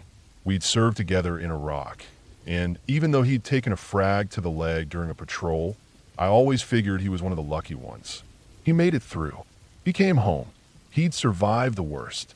So when we got the news that Charlie had passed away, it hit us all harder than we expected. The whole thing was a shock. I don't want to get into the specifics of his death. It's personal, but suffice to say, it was not something anyone could have predicted. The kind of thing that leaves a mark on you. But the one who took it the hardest was Bill. Bill was my best friend in the Army. He was the kind of guy everyone wanted to be around. He had this way about him, a perfect mix of confidence and friendliness that drew people in. He wasn't the loudest guy in the room, but he didn't need to be. People just gravitated toward him. You know the type, always cracking jokes, always the first to lend hand. But underneath all that, Bill had a depth that most people didn't get to see. And that's what made the way he took Charlie's death so damn scary. It wasn't like him. It wasn't like Bill to lose control. But that night, it was like a switch flipped. We were all gathered at the memorial, talking about the good times we'd shared with Charlie, and Bill was having a hard time keeping it together. At first, it wasn't too obvious. He was laughing, sharing some of the old stories. But as the night went on, I noticed him getting quieter, more withdrawn. He wasn't joking around anymore. He wasn't drinking in moderation like everyone else. He was getting drunk. I could see it in the way he moved, the way he held his glass. His eyes weren't the same. It was like he wasn't really there, not in the way he used to be. Around 1 a.m., I saw Bill walk over to me. He wasn't stumbling, but there was a look in his eyes, one I'd never seen before. He didn't speak right away. He just stood there, looking at me with that expression, like he was weighing something heavy in his mind. Finally, he spoke. "Hey, come outside with me," he said. His voice was off, flat, like he was trying to keep something in check. We walked outside, the cool night air hitting me immediately as we stepped into the parking lot. Bill didn't head for the bench like he normally would. Instead, he walked to a concrete block and sat down, staring at the ground. I stood there, not knowing what to say.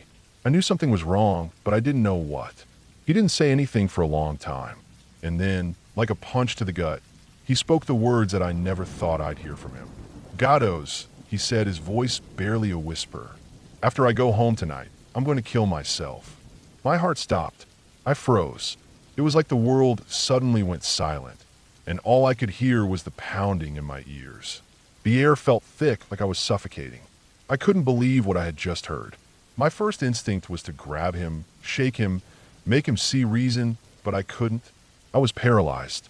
I didn't know how to react, didn't know what to say. All I knew was that I couldn't lose him. Not like this. I couldn't lose my best friend. I tried to get words out, but they were stuck in my throat.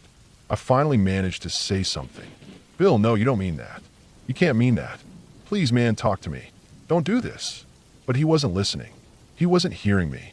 His eyes were vacant, distant. The person sitting there in front of me wasn't the Bill I knew. He was someone else, someone broken, and it scared the hell out of me. I'd seen death before, but this was different. This was someone I loved, someone I couldn't let go of. Not like this. I started to beg him, my voice shaking.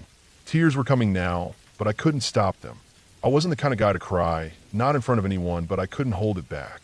I could feel my chest tightening, and every breath felt like it might be my last. I had to do something. I couldn't let him walk away from me. I couldn't lose him. "Bill, please don't do this. You mean so much to me. You're my best friend. I don't know what I'd do without you. Please, you can't go through with this." But he just sat there, staring at the ground. He wasn't looking at me anymore. His face was buried in his hands, his shoulders shaking. And for a second, I thought he was going to cry. But then, he just went quiet again. It was at that moment that I lost it. I wasn't thinking anymore. I wasn't the calm, collected soldier I'd been trained to be. I wasn't thinking about my duty, my role. I wasn't thinking about anything except saving him. So, I did the only thing I knew how to do. I hit him. I slapped him across the face as hard as I could. I don't know why I did it. Maybe I thought it would snap him out of it. Maybe I thought the pain would bring him back to me.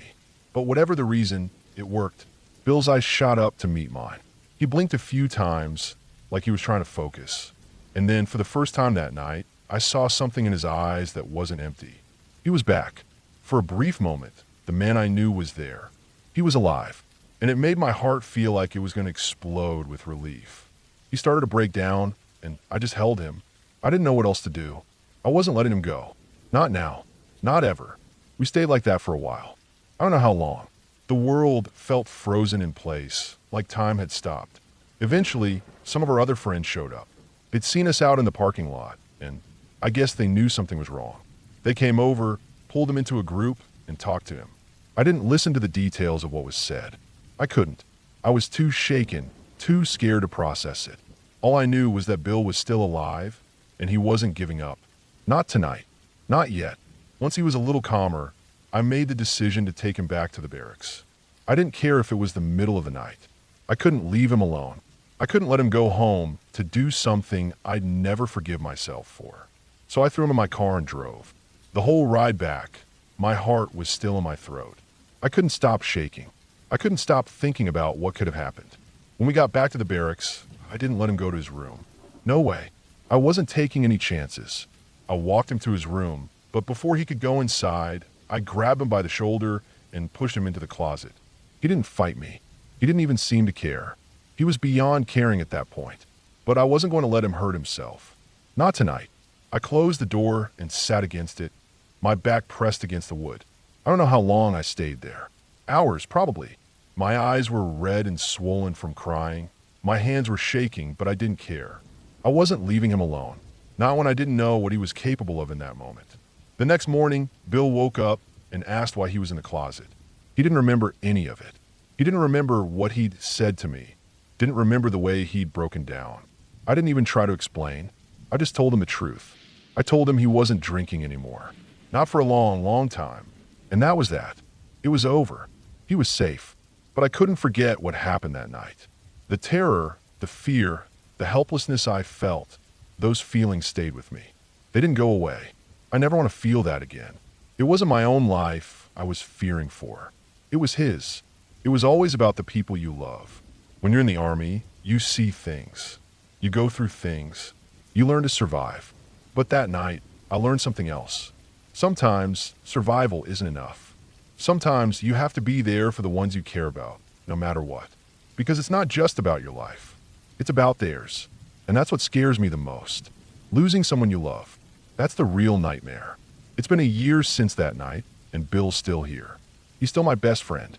And every time I see him, I remember that feeling, the terror that gripped me, the fear that I would never see him again. It wasn't just a bad night. It was a wake-up call, a reminder of what really matters. And I'll never forget that. Not as long as I live.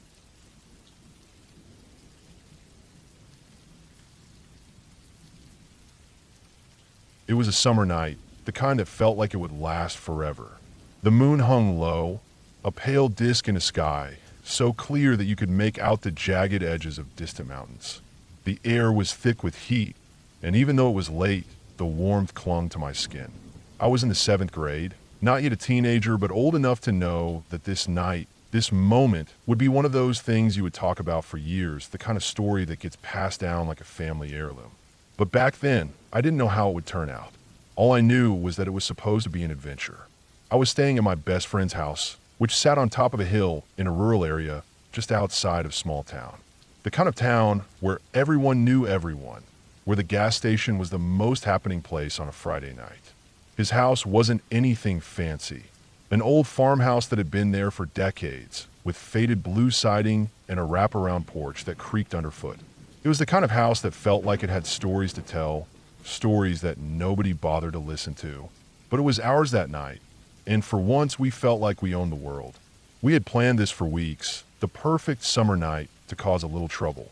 Wrapping houses, or toilet papering as we called it, was something every kid in our grade talked about, but never actually did. We had finally decided that tonight was the night. It didn't matter that we were supposed to be in bed by now. We didn't care about the rules.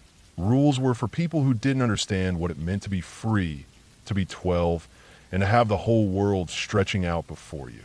Besides, my friend's parents had said no, and that was all the more reason for us to go. His dad had already gone to bed, and his mom was in the kitchen, probably watching TV or reading. We were as quiet as we could be, grabbing a big black trash bag and filling it with rolls of toilet paper. The sound of the bag rustling was the only noise in the still night. My friend, always the more daring one, led the way down the stairs, and we snuck out the back door. The gravel driveway crunched beneath our feet as we made our way to the road. I remember how quiet it was, like the world was holding its breath, waiting for something to happen. His house sat on top of a long hill, the road winding its way down to the small town below. There were no streetlights here, just the faint glow of the moon and the occasional flash of headlights from distant cars. We made it to the end of the driveway without anyone noticing. And then, as we stepped onto the road, my friend suddenly stopped. "Wait," he whispered, his voice tight. "I think I hear something." We both listened. The sound of an engine, faint at first, grew louder. A car was coming down the road, and it was moving fast. "Get down," he hissed. Without thinking, I dropped to the ground, my stomach hitting the cool grass of the ditch on the side of the road. My heart pounded in my chest, and I could feel the adrenaline rushing through me. We lay there, barely breathing, our bodies pressed flat against the earth as the car roared past. The headlights flashed over us, and for a moment, I could see every detail of the grass and rocks in the ditch, the way the shadows stretched and twisted like something alive. We waited for a moment, not moving. I could hear my friend's breath next to me, shallow and quick. His hand touched my arm, a signal that he wanted me to stay still. We didn't know who was in the car, but we were sure it wasn't just some casual driver. There was something about the way it had sped past, too fast, too reckless. And when the car was out of sight, we didn't immediately get up. We waited, not sure if the danger had passed. A few seconds later, my friend muttered again. "Shit, man, it's coming back." I looked up, squinting into the darkness. At the far end of the road, I saw it. The car had turned around. Its brake lights were a dull red glow in the distance. It was coming back. We both sank lower into the ditch, trying to make ourselves as small as possible. I remember the sense of dread washing over me then, cold and suffocating. I wasn't sure what was going on, but I knew we were being watched. It wasn't just a random passerby. I could feel it in my gut. The car came closer again, this time slower. It crept past us, moving at a crawl, its headlights cutting through the dark like a knife. The car was on the opposite side of the road now, but it was clear the driver was scanning the ditch, looking for something. Or someone. We didn't move. Not a muscle. I could hear the gravel crunching under the tires as the car rolled by. It was so quiet, the kind of silence that made you want to scream just to break it. And then, just like before, it disappeared down the road. We waited. The minutes felt like hours, the tension thick in the air. I thought we were safe, but then my friend touched my arm again. "It's coming back," he whispered, his voice trembling. I froze. My heart skipped a beat. This time, I didn't have to look to know that the car was back. The sound of the engine was unmistakable. It was slow, deliberate, almost too slow. It rolled past us again, this time on the same side of the road, and then stopped. The headlights cut through the ditch. We could feel them, even though we couldn't see them directly. The car was right above us, idling, the engine humming quietly. I was paralyzed with fear, too scared to even breathe. The car sat there, unmoving, for what felt like an eternity. And then it drove off again. We didn't dare move. We stayed flat in the ditch, every muscle tense, our eyes glued to the road. We could hear the faint rumble of the car as it drove down the road again, but we didn't dare look up. We didn't dare breathe. It wasn't until we heard it turn around again that we decided we had to do something. We couldn't stay there forever. The car circled back again, its headlights sweeping across the road. And then it stopped, right where we were. My friend looked at me, his eyes wide with fear, and without saying anything, he made a decision. We had to run. We had to get back to his house. We grabbed the toilet paper and bolted. I don't remember exactly how long we ran, but it felt like hours. My heart was racing, my legs burning from the sprint, but we didn't stop. Not even when we heard the car start up again. Not even when we heard it creeping back behind us. We kept running, faster than I'd ever run before, our feet pounding the gravel road, the sound of our breath the only thing we could hear. I don't think I've ever been that scared in my life. We finally made it back to his house, breathless and shaking. We slammed the door behind us, locked it, and set the alarm. We didn't know if the car had followed us, but it didn't matter. We were inside. We were safe. But then we saw it. Out the window, at the end of the driveway, the car was still there. It wasn't moving. It was just sitting there, idling, the headlights casting long shadows across the grass. I don't think I've ever been more terrified in my life. I remember staring at those headlights, convinced that the car was waiting for us, watching us, ready to do something we couldn't understand. We sat there in the living room, huddled together with anything we could find for protection. Plastic bats, hockey sticks, anything that might make us feel a little less helpless. We didn't speak. We didn't move. We just waited. Eventually, the car drove off. We never saw it again, not that night. And I don't think we ever saw it again after that. Looking back, I don't know who or what was in that car. Maybe it was just some random person out for a drive. Maybe it was nothing. But the fear we felt that night, the feeling that we were being hunted, that something wasn't right, that never left me. It's still with me, even now, years later. I've never been able to explain it, and I don't think I ever will. That was the night I learned that sometimes the scariest things aren't the things you can see. They're the things that stay in the shadows, just out of reach.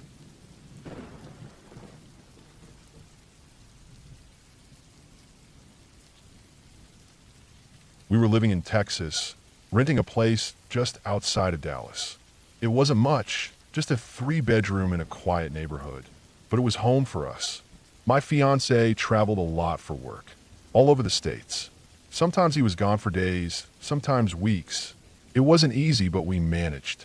We had our routines. When he was gone, I'd take care of the house and our son. When he came back, we'd fall into each other like we'd never been apart. It worked. We loved each other.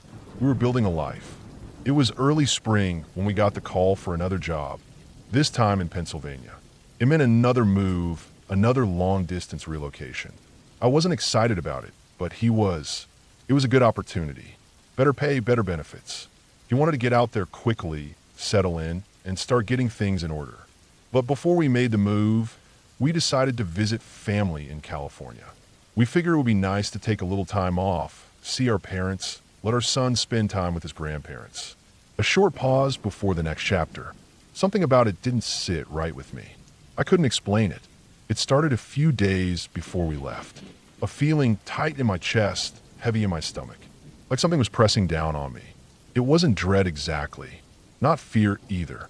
Just a quiet, steady unease. I tried to brush it off, telling myself it was just the stress of moving again. But it didn't go away. By the time we packed the car and started the drive west, that feeling had grown into something I couldn't ignore. I couldn't stop looking at him while he drove, his face, his hands on the wheel. I kept thinking I should say something, tell him I felt wrong. But what would I say? I didn't have words for it. I didn't even understand it myself. So I kept it in, letting it fester inside me like a sickness. When we got to California, we stayed at his parents' house first. They lived in a small town outside of Sacramento. We got there late, too late to visit anyone else, so we just settled in for the night. The next morning, I told them I was going to drive to my parents' place. They lived 6 hours away, down closer to the Central Coast. It wasn't unusual for us to split up when we visited family. We'd done it before. He'd stay with his folks, I'd go to mine, and then we'd meet up later. But that morning, I couldn't stop crying. I'm not someone who cries easily. I never have been. But I was standing in the guest room, trying to pack a small overnight bag for our son, and the tears just started falling. I sat on the bed and sobbed. Deep, heaving sobs that came out of nowhere. It scared me. I kept thinking, why am I crying like this? Nothing's wrong. Everything's fine. He came into the room and held me. I clung to him like it was the last time I'd ever see him. Part of me already knew. I think I knew deep down. Something inside me was breaking, and I didn't know how to stop it. Eventually, I pulled myself together, loaded the car, and made the drive south. Our son slept most of the way. I stared out at the road, barely registering the landscape passing by. That tightness in my chest never went away.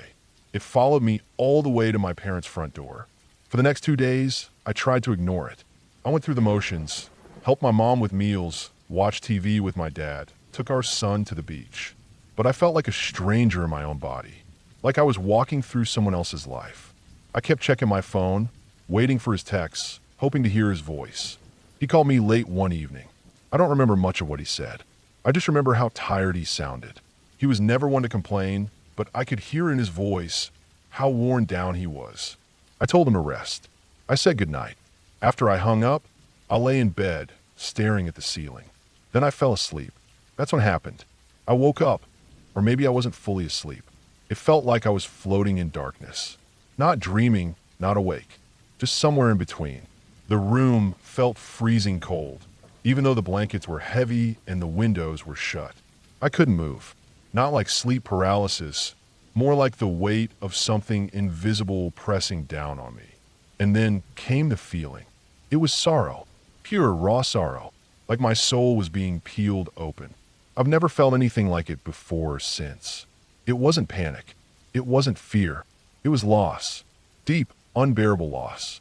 Like everything good had been drained from the world, and all that was left was this vast, black emptiness. It pulled at me, dragged me under. I couldn't breathe. I felt like I was disappearing. And then it was over. I woke up the next morning drenched in sweat. My heart was racing. My hands were shaking. I looked around the room, and everything was the same. My childhood bed, the dresser with the old radio on it, the faded posters on the wall. But I wasn't the same. Something had shifted inside me. I tried to call him. No answer. I tried again an hour later. Still nothing. I figured he was sleeping in, catching up on rest. But that unease in my chest was no longer quiet. It was screaming now. I called again, and again. By noon I was panicking. I called his mom's house phone. No answer. I texted. I emailed. Nothing. I started pacing the kitchen, my parents asking if everything was okay. I said I was just trying to reach him. Then around 6 p.m., the call came. It was his mother. Her voice didn't sound real. It sounded far away. Flat. She told me he had passed away in his sleep. His heart. Something about undiagnosed disease. A doctor's name. An autopsy. I don't remember all of it. The words ran together like ink and water. I dropped the phone. I slid down the wall and screamed. My son, who had been playing in the living room, came running. I couldn't speak. I couldn't look at anyone. The cold I had felt the night before came back, wrapping around me like a wet sheet. I don't remember much about the days that followed. My parents drove me back up north. I sat in the back seat, staring out the window. Our son sat beside me, asking when we'd see Daddy again. I didn't know what to say. I just kept telling him I didn't know. The funeral was small. His family, a few friends. Everyone said he looked peaceful. I didn't want to see him. I couldn't. I stood outside the room until they closed the casket. It didn't feel real. None of it did. Afterward, I stayed with my parents. I couldn't go back to Texas. I couldn't face that empty house. I couldn't open the closet and smell his clothes. I couldn't touch his things. I couldn't sleep in the bed we'd shared. I kept thinking about that night. The cold, the sorrow, the darkness. I knew what it was now. It was him leaving. I felt it when it happened. I felt his absence fall into the world like a sinkhole. The doctors said it was his heart, a condition no one had noticed. It could have happened at any time, they said. In his sleep, peaceful, no pain. That was supposed to be comforting. It wasn't. I miss him every day. I miss his voice, his laugh, the way he held our son. I miss the smell of his skin and the sound of his keys in the front door. I miss our stupid arguments and our quiet nights watching TV. I miss the life we were supposed to have. It's been a year now. I moved back into my parents' house. Our son is in preschool. He asks about his dad sometimes. I tell him stories. I show him pictures. I try to keep the memories alive. But the truth is, something in me broke the day he died. That part of me, the part that believed everything would always be okay, is gone. I know now that life can shift in an instant. That love doesn't protect you from loss. That no amount of planning can change fate. Sometimes I still wake up in the middle of the night and feel that same coldness, that same sorrow. It doesn't scare me anymore. It's just a reminder, a scar where something used to be. I didn't get to say goodbye, not properly, but I know he felt me holding him that morning I left. I know he saw the way I cried. I think he knew too. I think we both did. And in some strange way, that gives me peace. It doesn't make it hurt less, but it helps me keep going. For him, for our son, for the life we didn't get to finish.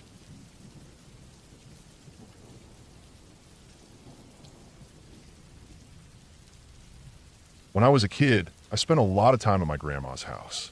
She lived alone in this one-story ranch-style place in northern Ohio. The kind of home that always smelled like old books and dusted powder. It wasn't creepy or anything, just quiet and old.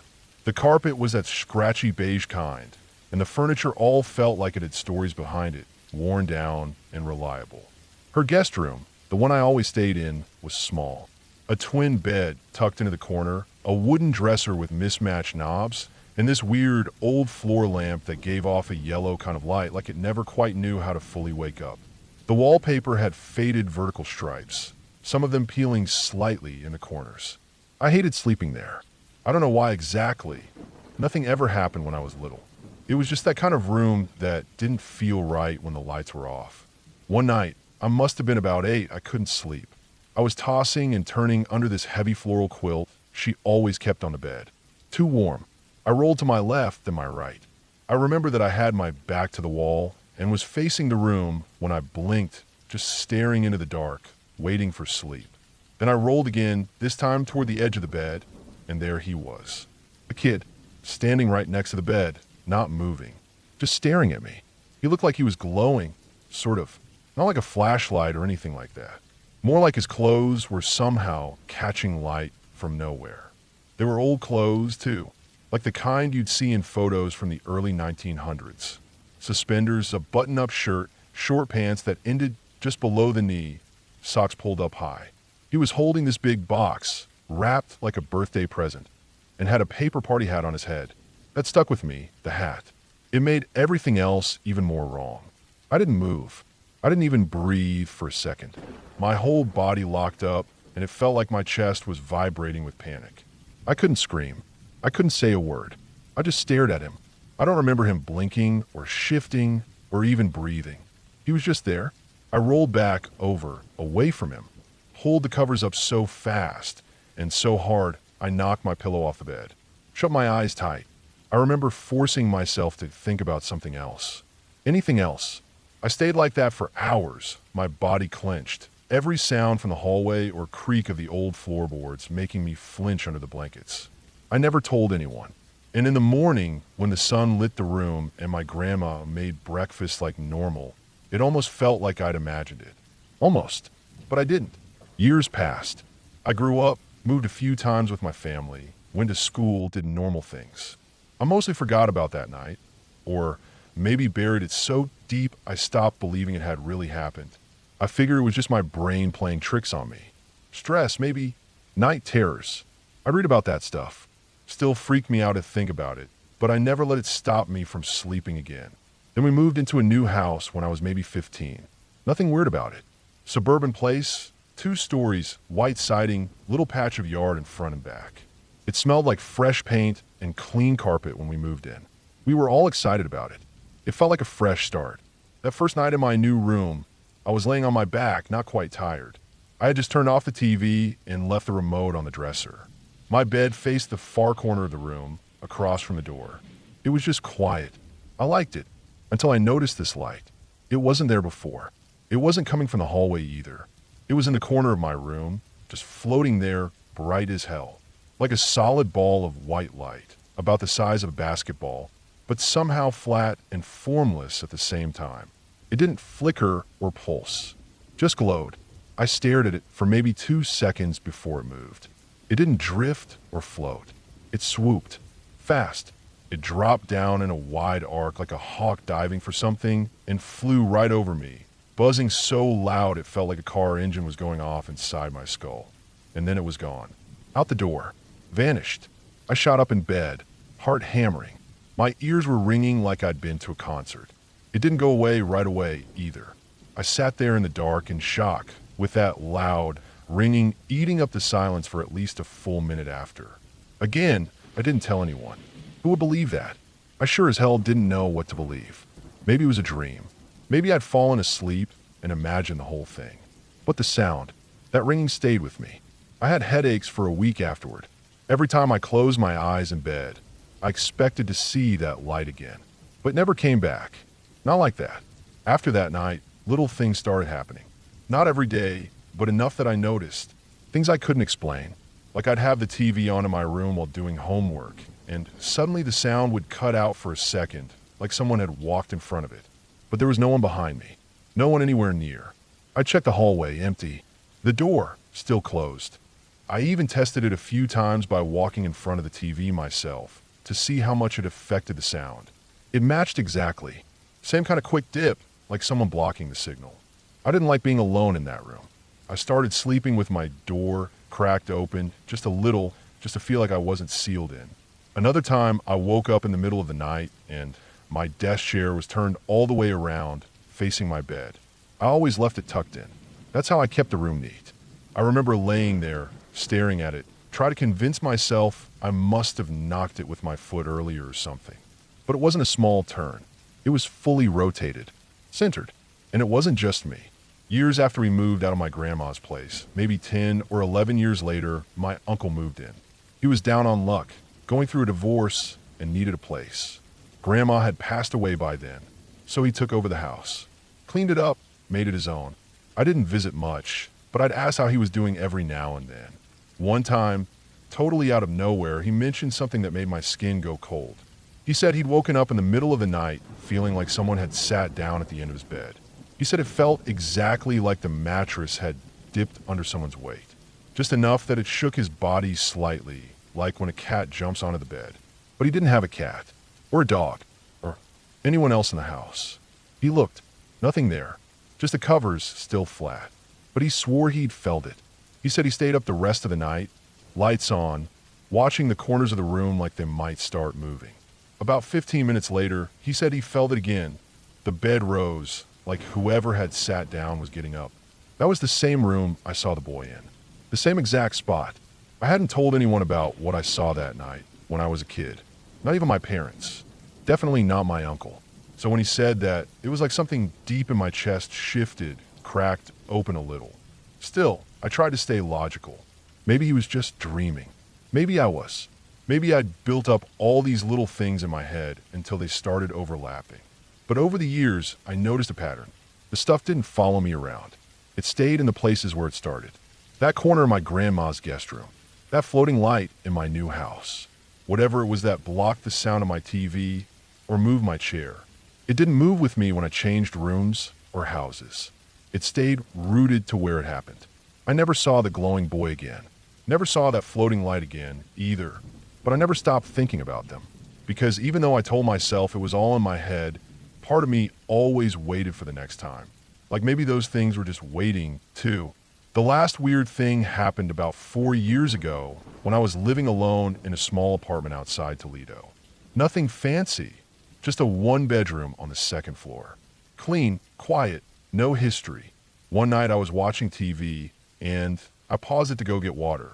When I came back into the room, the screen was frozen on a frame, I swear. I didn't pause it on.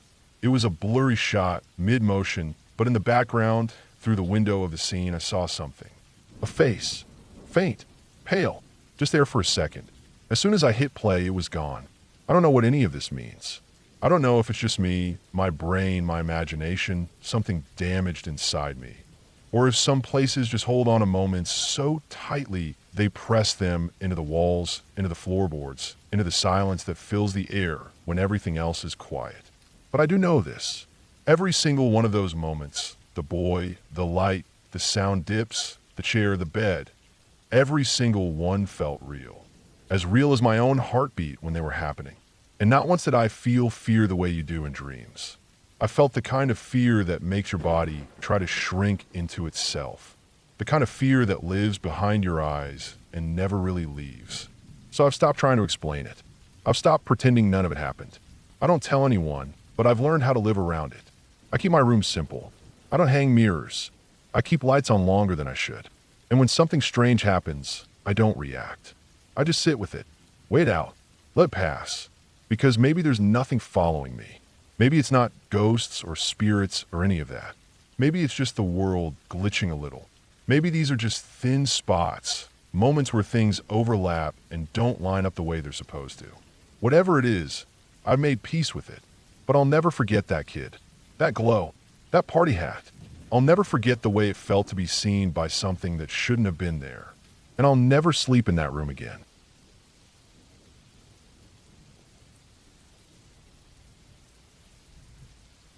It had been a strange week already, one of those stretches where nothing felt quite right. The weather had been off. It would start warm in the morning, like the beginning of spring, then turn cold and gray by mid-afternoon. Even the sunlight looked tired. I was feeling the weight of everything more than usual, even the little things. My chest felt tight, not physically, but like something invisible was sitting there. Still, I didn't think much of it at first. That Thursday started like most days. I got up, checked my phone, made some coffee. I had 3 missed calls, 2 from my mom and 1 from my cousin. That alone was enough to send a small jolt through me. My family doesn't call much. We text when we can, but life has this way of making distance feel permanent, even when people live just a town over. We're close in that quiet, never say it out loud kind of way. The kind of close that only gets loud when something bad happens. I call my mom back. She answered on the first ring. Her voice was already breaking when she said my name, and I immediately sat down at the kitchen table. Uncle Dennis was in the hospital. His heart, the same one we all knew he'd been having trouble with for years, had finally caught up with him. I didn't even know what that meant at the time. All I heard was hospital, and I froze. Dennis wasn't just my uncle. He was my mom's younger brother, but in a lot of ways, he felt more like an older brother to me. Growing up, he was always there. He'd pick me up from school when my parents were stuck at work. He'd take me fishing when I was little, and when I got older and wanted nothing to do with the outdoors, he'd just sit and listen to whatever nonsense I wanted to ramble about. He had this way of making you feel like everything was going to be okay, no matter how bad it was. He could take the darkest thing and twist it into a joke that somehow didn't feel cruel, just real. He had this wild, dry sense of humor that hit you sideways and then stuck in your brain for days. After I hung up with my mom, I called the hospital. I don't even remember how I got the number. Maybe she gave it to me. Maybe I looked it up. I just know I called, gave his full name, and somehow got transferred to his room. When I heard his voice, it hit me like a truck. He sounded tired, worn down, but still him. Still Dennis. Still the guy who could make me laugh in the middle of a panic attack. He joked about how the food was worse than jail food, and about how he thought the heart monitor was broken because it kept reminding him he had one. He made a crack about how if he kicked the bucket, at least he wouldn't have to pay taxes this year. I was crying, not even trying to hide it. I couldn't get words out without them catching in my throat. I think I laughed through most of the call, but it was that kind of broken laugh, the kind where your ribs hurt and your voice cracks. I kept trying to say something, asterisk, I love you, asterisk, thank you, don't go yet, but I couldn't. The nurse said we had to hang up, and just like that, the call ended. There was no goodbye, no last words, no closure, just a dead line and the silence that followed. I sat in my kitchen for what felt like an hour after that, staring at the cold coffee in front of me. It hadn't even occurred to me that that might be the last time I would ever hear his voice. I didn't know what to do with myself. I couldn't go to work, couldn't concentrate on anything. I just kind of floated through the rest of the day like a ghost, checking my phone every 5 minutes, waiting for something to change, some miracle to roll in and make everything okay again. The next morning, my mom called again. Her voice was flat this time, not breaking, not shaking, just empty. She told me Dennis had died sometime during the night. They said it was peaceful. They said he didn't suffer. She said he wanted us to know first. I couldn't even respond. I just sat there, phone pressed to my ear, nodding like she could see me, like nodding would change anything. The rest of that day is a blur. I didn't cry at first. I couldn't. It was like my body refused to let me feel it all at once.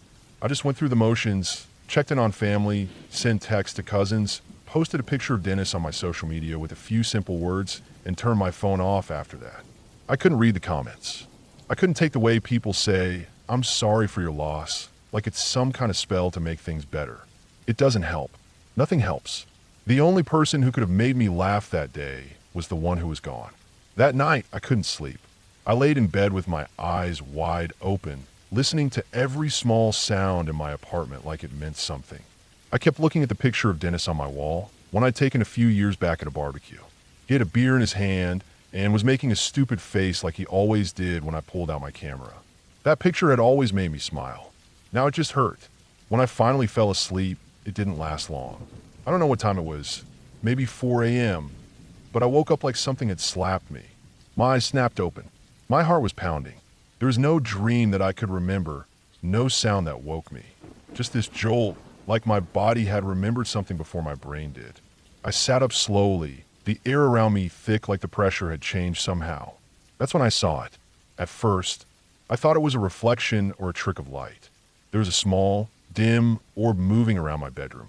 Not glowing, not humming, just kind of there, like a faint ball of light, bouncing off the walls, hovering close to the ceiling, then dipping low and floating by the floor. I blinked hard, rubbed my eyes. It was still there. It wasn't bright, not like a flashlight or a lamp, more like the dull flicker of a candle in the distance. I sat still, just watching it, my breath caught in my throat. I didn't feel scared. That was the weirdest part. If anything, I felt calm. Still, like I already knew what it was before I could explain it to myself. I looked at the photo of Dennis again, the one on my wall above my dresser. The orb floated toward it, slow and steady, and stopped right above it, just hovering there. My eyes burned. I felt this lump rise in my throat so hard it hurt. I didn't say anything, not out loud. I just stared at it and let the tears come. I don't know how long I sat like that. Minutes? Hours? Time didn't feel real in that moment. Then, as clear as day, I heard his voice. It was just a whisper, not a sound in the room, but something deep in my ear, like it came from the center of my chest instead of outside my head. I didn't imagine it. I know I didn't. It was his voice, dry and sharp and amused, saying the punchline of our favorite inside joke. The one that had gotten us through every awkward family gathering, every hard moment, every impossible loss.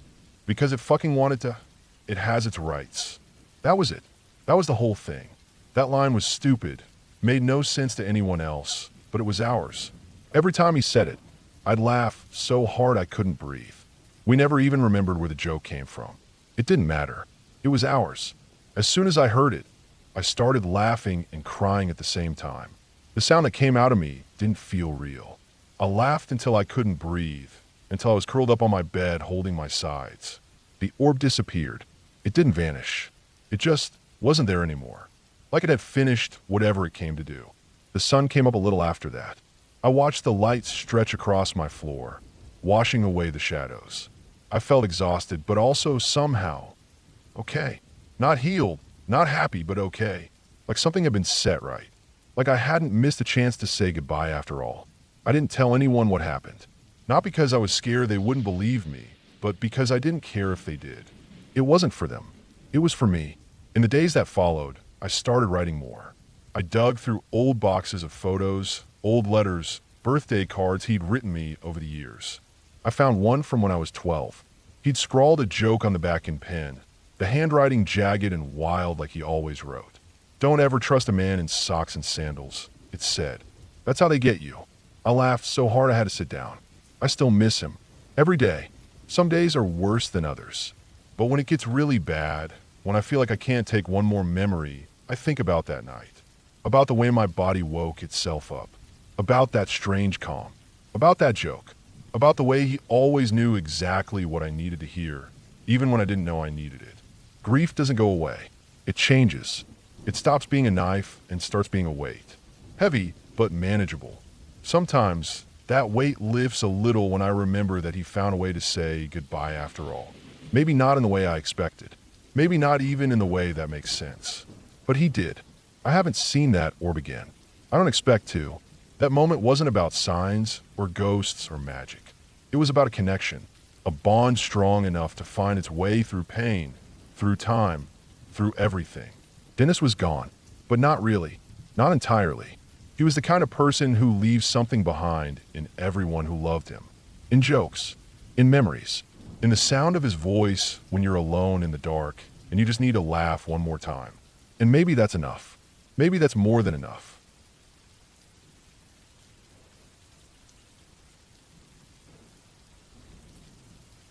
My friend and I have been planning our graduation trip since before senior year even started. We wanted something cheap but memorable, Something that would feel like a proper send-off after 4 years of nonstop classes, late-night cramming, cafeteria food, and the constant stress of figuring out what the hell we were going to do with our lives. We were both from the Midwest, Illinois to be exact, and after bouncing around a few ideas, we landed on Florida. The plan was simple: drive south, take our time, maybe stay a night or two in some cities along the way, and hit the beach in Florida for a few days to unwind. We loaded up my car with our backpacks, some snacks, a cooler with Gatorades and cheap beer, and hit the road. We didn't have a super rigid itinerary, just some cities marked on Google Maps where we might stop. Atlanta was one of those places. It was far enough from home to feel like we were really getting away, but not too far that it felt like a drag. We booked a cheap motel near Midtown for one night, figured we'd grab some drinks, maybe find a decent dive bar, and get some sleep before finishing the drive to Florida. That night, we ended up at a place called the Highlander. We'd found it after Googling best dive bars Atlanta. The place had a gritty charm to it. Dim lighting, neon signs, old wooden booths, the scent of stale beer mixed with the smoke that clung to people's clothes even though smoking inside had been banned for years. There was a pool table in the back and loud punk music playing from an old jukebox. It felt authentic, not too polished, not trying too hard. Just a place where people drank and let loose. After a few drinks, we went out front to get some air. It was warm but not humid, and the buzz from the alcohol made the night feel hazy in a comfortable way. That's when they walked up to us, a guy and a girl about our age. He was tall, with short dark hair and a friendly, relaxed demeanor. She had a kind face, freckles, long blonde hair, and wore a Cubs hat that looked well worn, like it had been through more than a few road trips. They started talking to us like we already knew each other. Just casual questions. Where were we from? Where did we go to school? What brought us to Atlanta? They told us they were from Rockford, which caught us off guard. That was less than an hour from where we'd grown up. It was strange and kind of comforting to run into people from the same region that far south. They just graduated too, from a college I'd heard of, but never visited. We joked about how weird it was to run into fellow Midwesterners that far from home. They seemed happy, carefree in a way that reminded me of how things felt before the pressure of post-graduation plans started creeping in. They told us they were staying at a hotel nearby, just a night stop like us. They'd been on the road a few days already and were headed back north after a detour to Florida to celebrate. The guy mentioned they wanted to get married someday, though they weren't engaged yet. It didn't sound like a big declaration, just something he said with a smile, like they'd been together long enough to know where things were headed. She smiled at him when he said it, then looked away shyly. After chatting for a bit, they said they were going to head out. They had an early start the next day. We were still debating hitting another bar, and we all said a casual goodbye like people do when they think they'll never see each other again. They walked off toward the parking lot together, and we noticed the car as they pulled away, a sleek black BMW Z4 convertible, top down even though it was night. It stood out, especially with the Chicago Bears decal on the back bumper. I remember thinking the car didn't really match their vibe. It was flashy loud, but they looked happy as they drove off. The next morning hit us like a truck. My head was pounding, and my mouth felt like sandpaper. We'd gone too hard, had too many drinks, didn't eat enough, and definitely didn't hydrate. We dragged ourselves out of bed around 10, forced some coffee down at the motel's sad little breakfast counter, and loaded up the car again. The excitement of the trip kicked back in as soon as we got on the road. We figured we'd be in Florida by mid-afternoon if traffic was light. We took Route 75 south out of Atlanta. The roads were fine at first, but about an hour in, maybe 50 miles south, we hit a wall of traffic. Complete standstill. Bumper to bumper. Cars idling, people getting out to stretch or check their phones. It was the kind of jam where you knew it wasn't just construction or volume. Something bad had happened. The GPS didn't help. Just a red line stretching down the screen. We sat there for what felt like forever, sweating under the Georgia sun, the air conditioning struggling to keep up. It took over an hour to inch our way forward. Finally, we saw it up ahead, the source of the holdup. A one-car accident. The wreck had already been moved to the shoulder, but the rubbernecking was slowing everything down. Even from a distance, I could tell it was bad. The car was on its side, front end crumpled, windshield shattered, one of the wheels bent in like a broken limb. Police cars were parked nearby, lights flashing. There were two large blue tarps on the ground, weighted at the corners, covering bodies. One tarp was partially lifted by the wind, and an officer rushed over to tuck it back down. But before he could, I saw it. Her arm. It was just lying there a few feet from the tarp. Pale, unmoving. There was a watch on the wrist. I felt sick. The traffic barely crawled, giving us a long, too clear look. And then I saw the car again. Black. Convertible. On its side. The back was scratched up, but the sticker was still visible. A Chicago Bears decal. I didn't say anything for a minute. Just stared. Then I said, "That's the car from last night." My friend looked up, still half asleep from the hangover, and blinked at the wreck. It took him a few seconds. Then his eyes widened. Holy shit. It was them. There wasn't any doubt. Same model, same color, same sticker. Same couple. I don't remember if we ever even got their names. Maybe we exchanged them briefly, but if we did, I can't recall them. We didn't take pictures, didn't swap numbers, or social media. We were just four recent grads who crossed paths in a random city on a random night. They were probably dead less than an hour after we last saw them. The rest of the drive was quiet.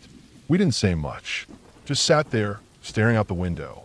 The high we'd been riding from graduating, the excitement of the road trip, the idea of hitting the beach and feeling free, it all disappeared. I kept seeing that car, the arm, her Cubs hat, the way they looked at each other when they talked about marriage. I kept thinking, what were the odds? That we'd meet them in a city neither of us lived in. That they were from so close to home. That we'd say goodbye just hours before it happened. That we'd see it all laid out like that, so plainly in daylight. I think about them more than I want to admit. It's been years now. I've moved, gotten jobs, been in and out of relationships, tried to build a life. But every so often, I remember that car, that arm, the sound of traffic crawling past something so final. The weird mix of horror and sadness and guilt that comes from realizing how close you came to sharing the same fate. And it's the little things that stick the most. Like how I don't even know their names. Two people who left a weirdly big mark on me, and I couldn't even tell you what they were called. Just that they were from Rockford. Just that they had dreams like we all did. Just that they wanted to get married. I think about what they might have done. Would they be married now? Kids? Jobs? Will we have run into them again back home somehow and laughed about how weird that night was? I guess I'll never know. Sometimes I wonder what made them crash. Were they drinking? Did they fall asleep at the wheel? Did something dart out in front of them? Did they argue? Did he take a turn too fast, top down, pushing the car like it was invincible? None of that really matters, though. The result's the same. They're gone. And we're not.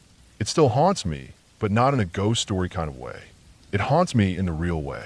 The way that reminds you how fast everything can change.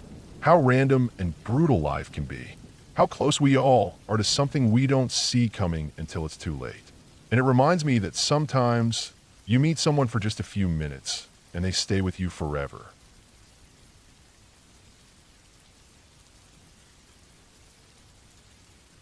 I still think about that day more than I should. It was just a normal afternoon after school, and the sun was still out hanging low in the sky the way it does during those weird in-between seasons, warm but cold at the same time.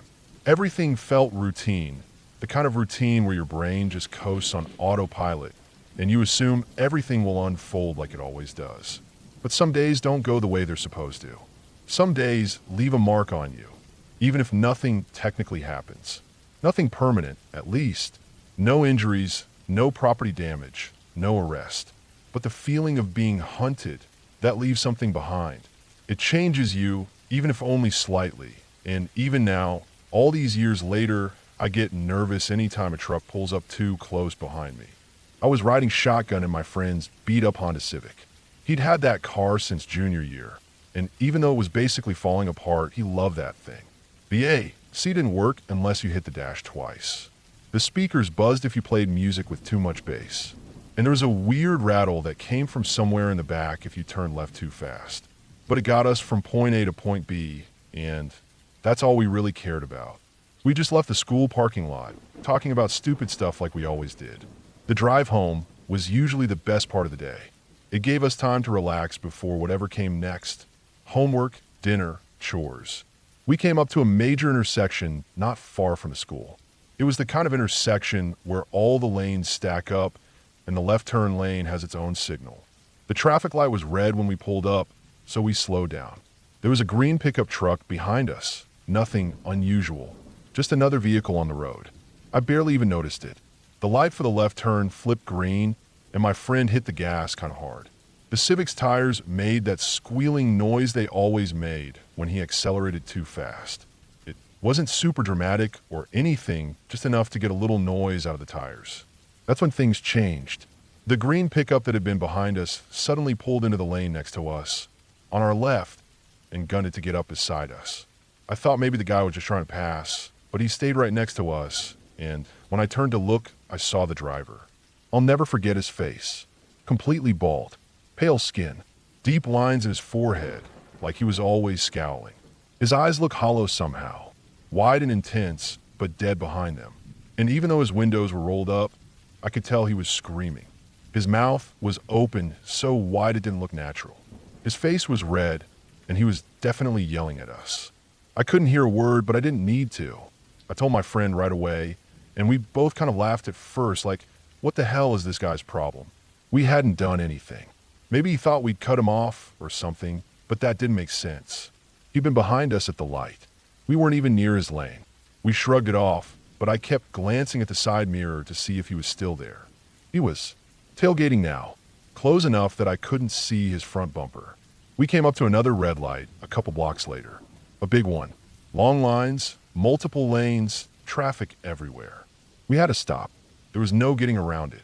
As we slowed down, I could already see in the mirror that he was pulling up again, this time on the left. He got right next to us and stopped almost perfectly in line with our car. I didn't want to look at him, but I couldn't help it. My head just turned on its own. He stared straight at me. No smile, no frown.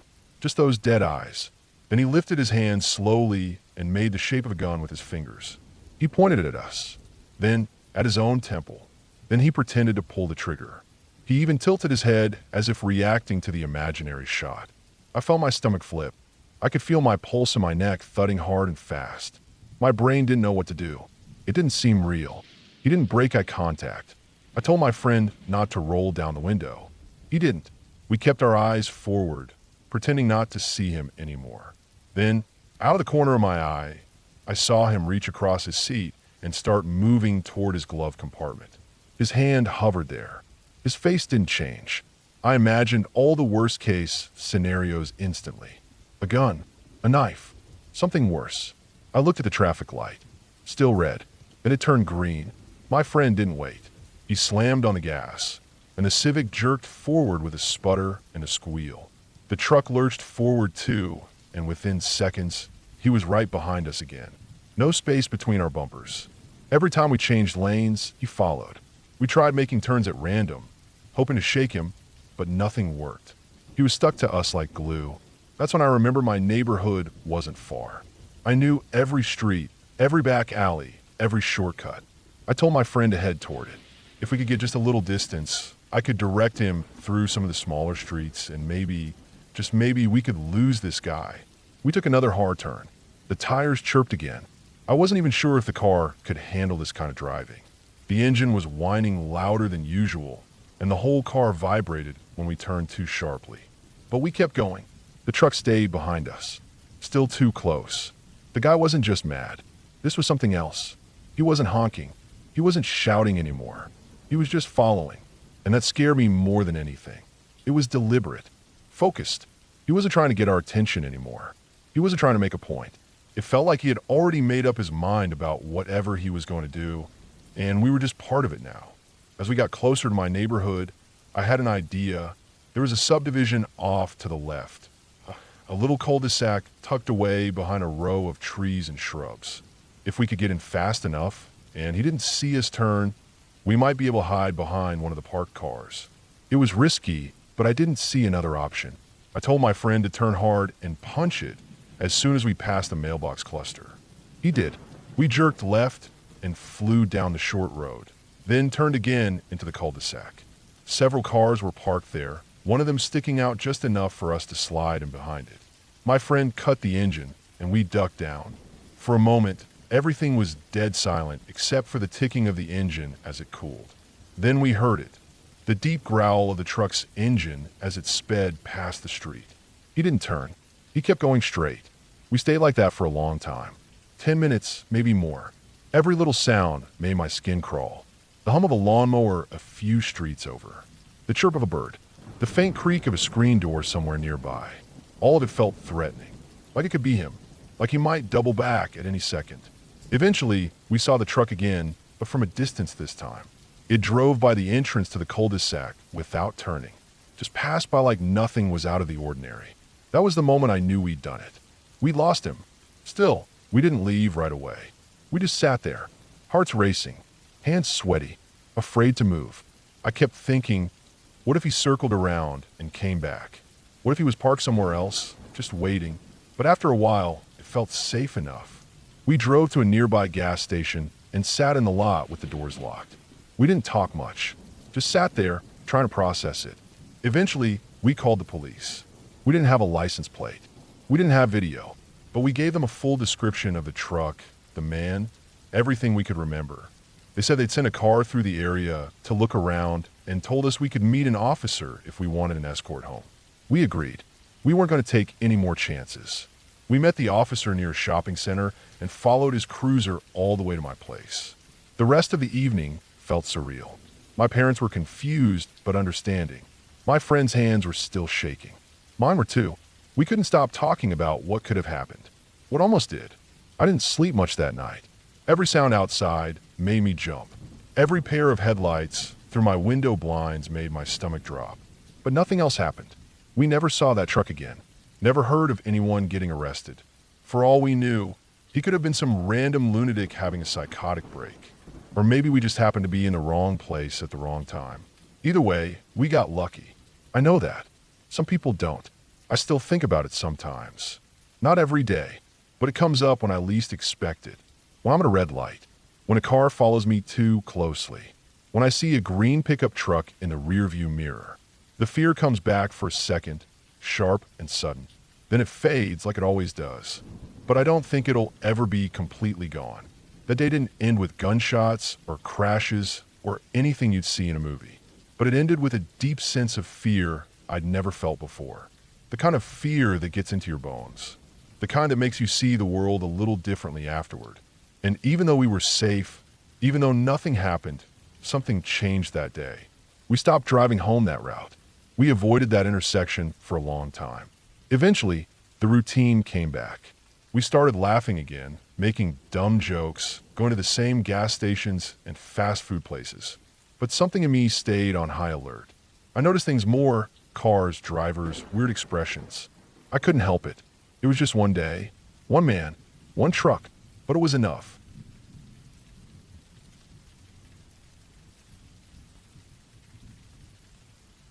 I don't talk about that house much anymore. Not because anything was wrong with it, but because everything in it still feels too real.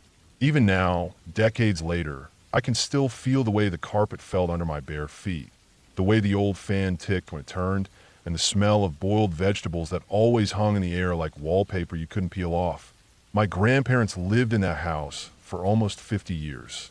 It was a typical post-war Australian home. Wooden frame, long narrow hallway, 2 bedrooms at the front, kitchen and laundry out the back, corrugated iron roof, and a big gum tree in the yard that dropped leaves year-round. My dad and Auntie grew up there. They knew every creak in the floorboards, every soft spot in the timber, every nail head that stuck out a little too far. And when I was young, they both told me the same story about something that happened there in the late 70s. What stuck with me wasn't just the story, but the way they told it. Each of them at different times, on different days, with no prompting, no room for imagination. Every detail matched.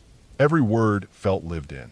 Like they weren't trying to convince me of anything, just trying to finally let it out of themselves. This is their story, but I'm telling it now in my own voice because I've thought about it so much, imagined it so many times, that it feels like I was there too. It was 1977 or maybe 78. My dad was about 16. My auntie, a couple of years older. Their grandfather, my great-grandfather, had been sick for weeks. He'd been moved into my grandparents' bedroom at the front of the house, closest to the street. It had a large wooden door that led out into the waiting room, which was really just a space with a couple of mismatched chairs, an old sideboard with dusty family photos, and a rotary phone on a little table against the wall. There were 3 doors in that room, one that led to the hallway and the rest of the house, one that led to the bedroom where my great-grandfather lay dying, and one solid wooden door that opened to the front garden.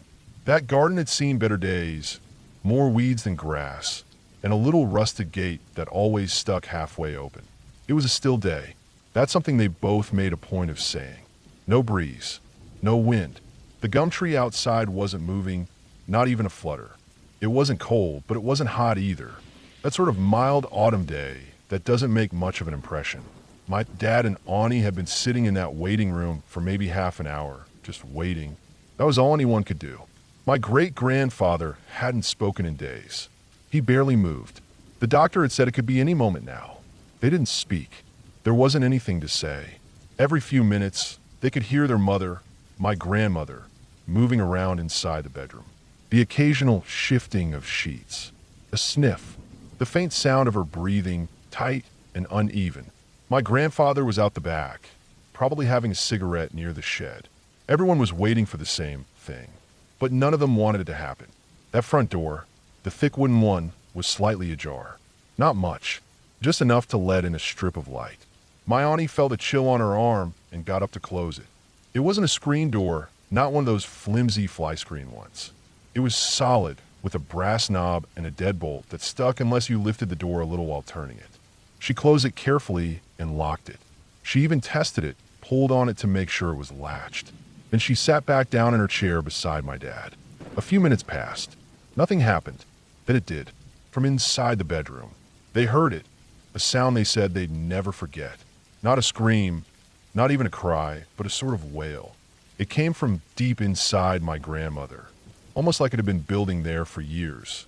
The kind of sound that only ever comes out once, because once it's out, it never fits back inside you the same way again. At that exact moment, literally the same second, the door they had just locked flew open. It didn't drift. It didn't creak or swing slowly. It burst open, outward, away from them, as if someone had stormed out in a rage, slamming it with all their strength behind them. The knob hit the inside wall hard enough to leave a dent. Then it slammed shut, the echo ringing through the timber of the house. Just once. No bouncing. No second push. Just a perfect slam, angry, deliberate, violent. My auntie flinched. My dad's legs shot straight, as if he were bracing for a fight. They looked at each other, unsure if either of them had just imagined it. But they hadn't. They knew that. They both saw it. They both heard it. And they both remembered that there was no breeze. No wind. The door had been shut. Locked. It had opened outwards away from them, as if someone inside had thrown it open. Not like air pressure or a faulty latch. Not a drift or a rattle. But like someone had walked right through it and slammed it shut behind them on their way out, pissed off or grieving or both. They both stood up. My auntie walked over, slowly, and checked the lock. It was still latched, but the bolt was no longer seated in the catch. Like it had been yanked open with enough force to drag the bolt out of place without turning the knob. That door had been there since the house was built. It wasn't flimsy. It didn't swing without help. My dad told me his heart was thumping so hard he could feel it in his neck. He wasn't the type to scare easily. Already been working on construction sites by then, getting calloused hands and tough skin. But that moment, the sound of that slam, right after the sound of his mother's wail, stuck with him because it didn't make sense. It wasn't just a door moving. It was how it moved. The way it burst open and then slammed shut told a story all on its own. The story of someone leaving. They stood there frozen for a few moments. Then they heard footsteps in the hallway. My grandfather coming in. He looked at them and said nothing. Just looked at the door, then at their faces. And then he went into the bedroom. That was it. There was no ghost. No floating lights. No icy fingers. Just a sound, a movement, and a feeling that something invisible had passed through. Something real. Something heavy. My grandmother didn't come out of that bedroom for a long time. When she did, her face was pale and flat, like someone had emptied her out and left the shell behind. No one mentioned the door. Not for days. Then quietly in private, my dad and Auntie talked about it. Neither wanted to be the one to bring it up first. But when they did, they described it exactly the same way. Same timing, same angle, same force, same feeling. Years later, they each told me about it, separately, without knowing I'd asked the other. And they used the same words. That was what haunted me more than anything, the way they mirrored each other without knowing it. I've gone back to that house since then. After my grandparents passed, it was sold to a young couple. The new owners painted over everything, changed the carpets, rewired the lights. But that waiting room is still there. That thick wooden door is still there, although they've put in a screen now too. I walked past one slow and looked at it, and I thought, whatever happened that day, whatever force slammed that door, grief, anger, love, it wasn't some ghost in the way people mean ghosts. It was real. It was physical. Like emotion got so big it needed an exit. Like the moment of death built up so much tension in the house that something had to give. And that door was it. There are things we can't explain, not because they're magical, but because they don't fit neatly into logic. They're too human, too raw. People don't explode into flames or float through walls, but feelings? Feelings have mass. They have weight. Sometimes I think they even have hands. That door opened and slammed shut like someone was leaving for the last time. And maybe they were.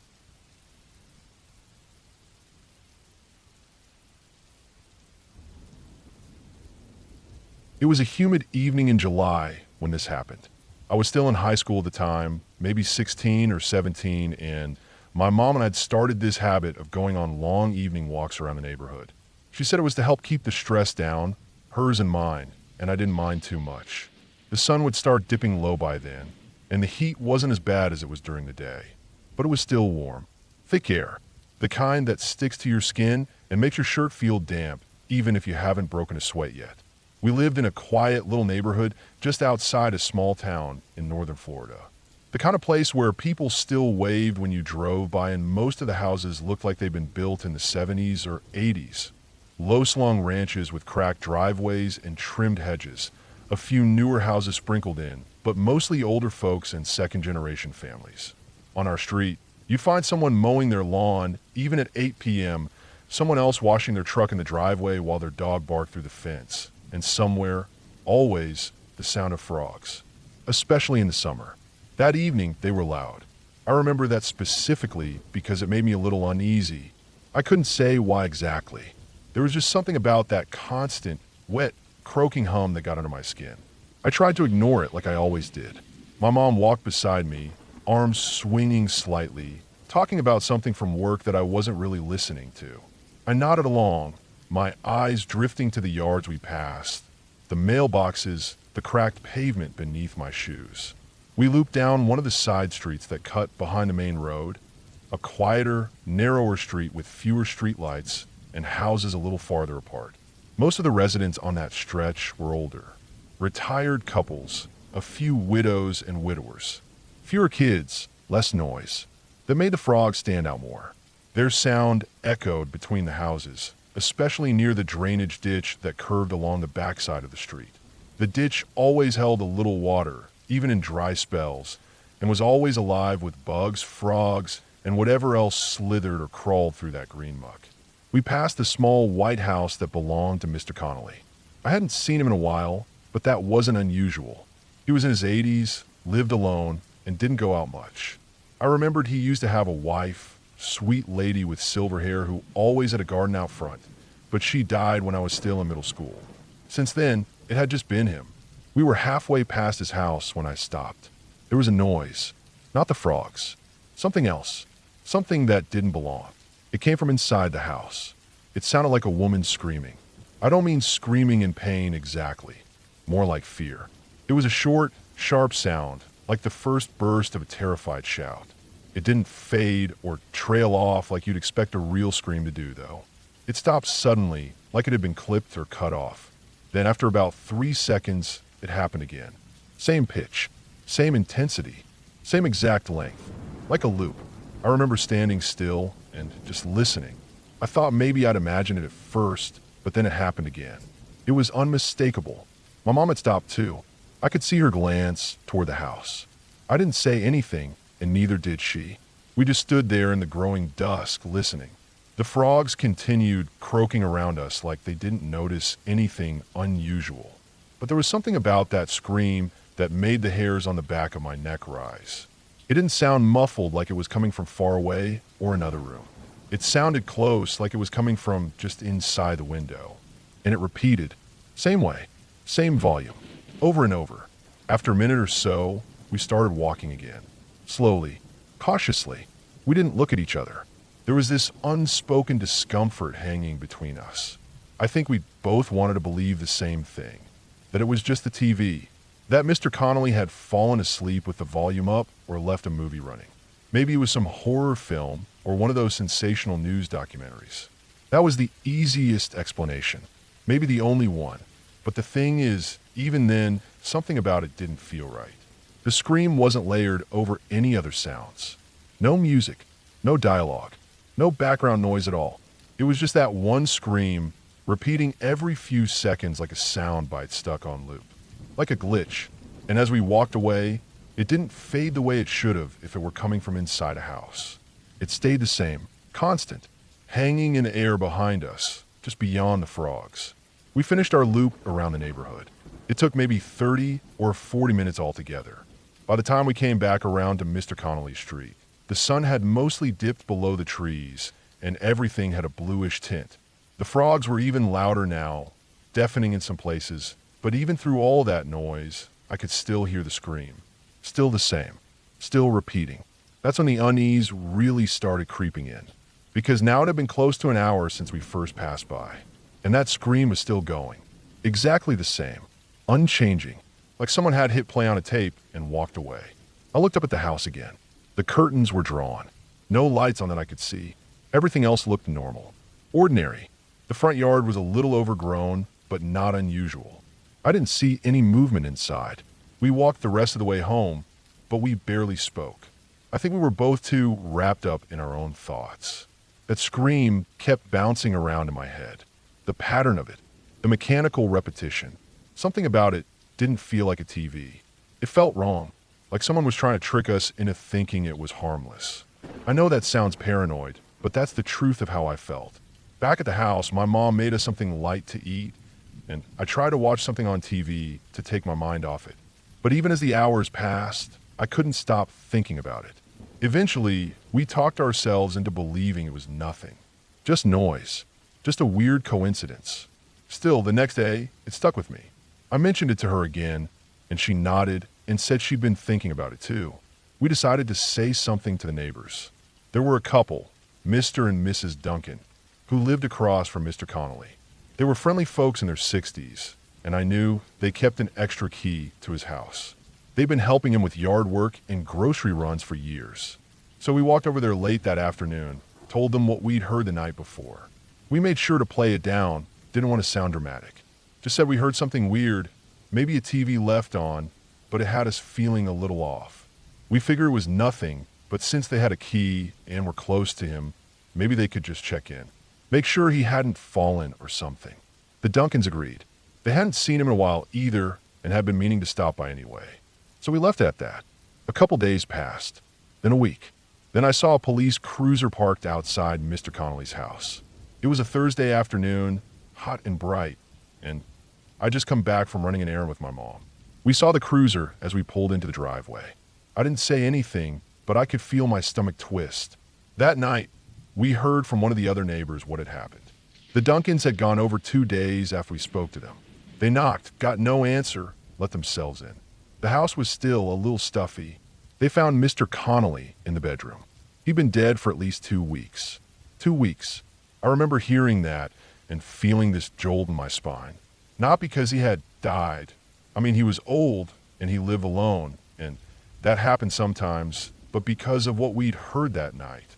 The screaming.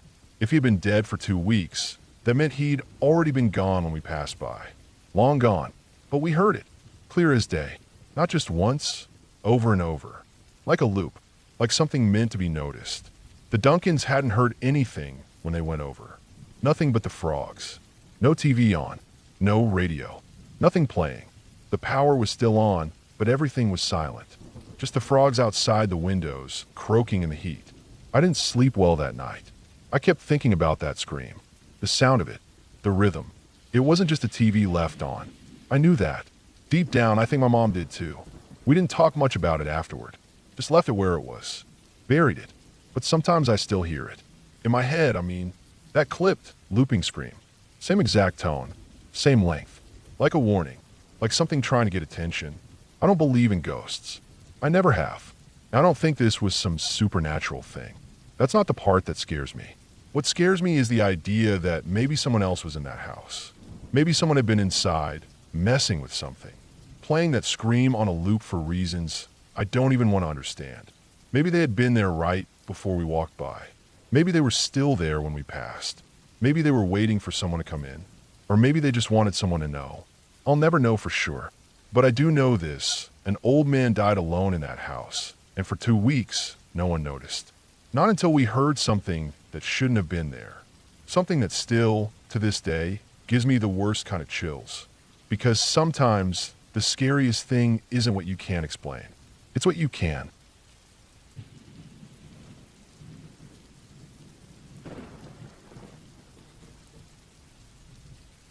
It was late 2004, and I was about 5 months into my deployment in Kosovo. By then, I'd grown used to the rhythm of our missions. Long nights, tight formations, a mix of silence and stress stretched across dark kilometers. We weren't kicking in doors or taking fire, but our job required its own kind of steadiness. Observation, stealth, and long movements through terrain that could be friendly one night and completely hostile the next. Most of our work happened under the cover of darkness, and you learn quickly that darkness changes everything. It plays tricks. It stretches distances, muffles sounds, and makes every snap of a branch sound like it came from right behind your ear. Our team was usually 4 men. That night, though, we had 7. We were using this recon run to give 3 new guys a taste of how we moved, silently, efficiently, and always alert. Our goal was to confirm a suspected route where mortar rounds and anti-personnel mines were being moved. Our drop was deep, almost 17 kilometers from the planned extraction, and we had until just before dawn to make it out. The terrain was decent. Not flat, but not the worst either. Sparse tree cover, open patches with tall grass, and a few small hills. Our maps were solid, our intel reliable. The moon was bright, either full or close enough to it that we didn't need nods most of the time. If we stayed quiet and on schedule, it was a straightforward night. I was rear security. Always took that role when I could. Some guys didn't like it. It meant you were the last to move, the one who had to keep watching while everyone else got distance. But I liked it. It kept me sharp. I trusted my front man, L, who was positioned just ahead of me. He was quiet, quick, and didn't spook easy. The rest of the team trusted us to keep them covered. They moved ahead in short, staggered bounds, and we kept our eyes on the world behind. The first 10 kilometers were quiet. We didn't see anything out of the ordinary. No movement, no tracks, no sign of weapons being run through the hills. We kept up a good pace. The newbies were holding their own, staying close, staying quiet. The only sound were the normal ones, boots on dirt, gears shifting when someone adjusted their pack, and the occasional soft command when we changed direction or checked bearings. When we hit the regroup point before the final push, we all huddled behind a rock formation to check ammo, water, and comms. Everyone was good. I scanned behind us again. Nothing but the swaying tops of brush and black outlines of trees. We were about to head over a rise that would put us near a village. Not close enough to see lights, but close enough that dogs or late-night activity could be a risk. We needed to be especially quiet moving through the next few kilometers. As the rest of the group took off, I stayed back to do one last sweep of the rear. That's when I heard something. A soft, shifting sound in the trees behind me. 50 meters out, maybe more. Could have been wind, but it didn't match the rhythm of the breeze I'd been feeling all night. I looked up and saw El had stopped too. He'd heard it. We paused, side by side, watching the trees. The rest of the group was already moving forward. The new guys weren't watching their backs, too focused on staying in formation. We were losing ground. Whatever the sound was, it wasn't urgent enough to delay, so we started bounding forward. El would move, stop, watch. I passed him, stop, cover. We did this twice, Then I told him to go ahead and catch the team while I held rear. He didn't argue. He knew I was fine on my own. I dropped behind a tree with good cover. I crouched low, slow breaths in and out through my nose. I heard it again, this time closer, maybe 15 meters. A rustle, something moving. I adjusted my grip, stared into the trees. Then everything stopped. No wind, no bugs, no movement. 2 full minutes passed. I counted them off slowly in my head. Still nothing. Then the team started making their way back toward me. L and 2 others flanking left and right. They surrounded the area I had marked. We moved in slowly. Nothing. No tracks, no crushed brush, not even the glint of animal eyes reflecting back. Just trees and dirt. The others gave us a hard time, quiet laughs, a few smirks. We didn't mind. The night does things. We all knew that. We moved again. This time I took rear again. Elle was ahead of me, 20 meters or so. We moved another 2 kilometers. That's when we hit the orchard. It was an old one. Rows of trees planted decades ago. Thick trunks, spaced out evenly, with some dead branches hanging low. The moonlight lit the open lanes between the trees like strips of silver. Visibility was good, which made it easier to move fast. We stayed close to the middle, using the trees for cover, but keeping a line of sight on each other. Just before I stepped into the orchard, I heard it again. A faint sound, but this time it wasn't movement. It was a giggle. Not loud, not threatening, just out of place. Soft, like a child playing hide and seek. That's not a sound you expect in the middle of nowhere in Kosovo at 2 in the morning. I froze, looked ahead. Elle was already a ways into the orchard. I moved to catch up, kept my pace low and careful. I reached a tree and dropped next to it. My breathing was calm, but I could feel the hairs on my arms standing up. I didn't want to admit what I'd heard. I scanned everything again. No movement, no animals, no reason for laughter. That's when I noticed the knots in the tree next to me. Something about the pattern drew my eye. A swirl in the bark, a series of holes where branches had once grown. I squinted, trying to make sense of the shapes. Then I saw it. A face. Small. Round. Slightly too big. A girl's face. Smiling. The features weren't carved or painted. They were just there, like the grain of the wood had decided to form itself into a face. Her eyes met mine. She raised a hand, slowly, and waved. Her mouth moved like she was laughing, but no sound came. Then just as quick, the face faded. The knots became knots again. The bark just bark. I didn't move. I stared at the spot for a full minute. I wasn't tired. I wasn't dehydrated. I wasn't dreaming. I saw it. Every detail. And I didn't say a word. I took off and caught up with Elle. He gave me a glance, but said nothing. I didn't break pace. I stayed with him, and we didn't slow down until we hit the extraction point just before the sky started to lighten. Back at base, I kept quiet. I didn't even write it down. I told myself it was stress, or maybe something in the wood. I let the memory dull itself over the next few days. Then I was sent out with a combat engineering unit working in a nearby sector. My team, in the meantime, got sent back to the orchard route. They all laughed about it, calling it my favorite spot, telling stories about Elle, and I getting spooked. Typical banter. The engineers I was with had a different job. Clearing mines, checking paths where civilians might wander. We found one minefield laid near a trail kids used to reach a water well. I helped clear perimeter, keep watch, and make sure the locals stayed safe during the demo. It was a sharp shift in mindset from recon work, but I respected the engineers. What they did was quiet and thankless, but it saved lives every day. When I got back, the barracks were empty. I kicked off my boots, sat down for a moment, and started to relax. That's when the door burst open and the team rolled in, laughing and throwing gear around. Everyone except Elle. He looked tired, pale. He dropped his kit and told the others to screw off when they made jokes. One of the guys turned to me and said, laughing, "Elle says he's never going back to your special tree farm." I didn't respond. I just nodded and let the noise roll over me. A few days later, Elle and I got assigned to work with a couple of scouts, light duty. We were waiting in the brush while the kids tried to navigate with a compass. It was quiet for a while. Then Elle leaned over and said, "What did you see that night?" I shrugged. "I don't know. Probably just shadows. He shook his head. No, don't give me that. I saw her too. I stared at him. She was in a tree, he said, smiling, waving. Little girl, you saw her. Tell me I'm not crazy. I didn't answer right away. I just stared at the dirt. Then I said, you're not crazy. He looked away and didn't say anything else. Neither did I. We never went back to that orchard. Not for patrols. Not for training. Nothing. I never reported what I saw. There's no protocol for it. No way to explain it without sounding like you've cracked. But I know what I saw, and I know Noel saw it too. We were in separate places. We never talked about it before.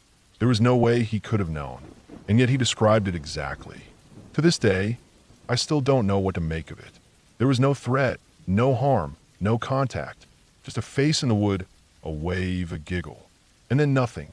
But it's never left me, and I still don't like being the last one to move through the trees.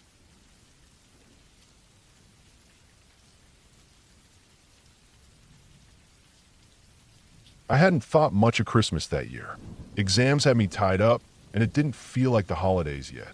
The campus still buzzed with students cramming and scraping by. Even with the decorations strung across the common areas and carols leaking through radios and store speakers, none of it registered. All that mattered was getting through the final push of December. It was late afternoon when my friend and I finally finished our last exam. The sky was starting to dim, one of those early winter dusks where the sun gives up too quickly. We were both drained, the kind of tired that settles into your bones and makes your thoughts slow. I offered to drive us home. We'd parked just off campus in a quiet lot behind the engineering building. The roads were already salty, white with streaks from tires, and the weather had that post-snow dampness in the air that clings to you. The route home was familiar. 4-lane road, 2 each way, with long, steady intersections spaced between gas stations, strip malls, and side streets. We were heading south, with 6 cars in front of us when we reached a red light at one of the major intersections. I pulled into the rightmost lane, closest to the sidewalk, and stopped completely. My car was angled straight, just behind the stop line, idle humming under my feet. To the right, there was a smaller side street. It fed in from a residential area, narrow and mostly empty. I'd stopped right beside it. I glanced around, hands resting loose on the steering wheel, feeling that soft edge of relief now that the semester was officially done. It was just us, the light, and a line of brake lights glowing ahead.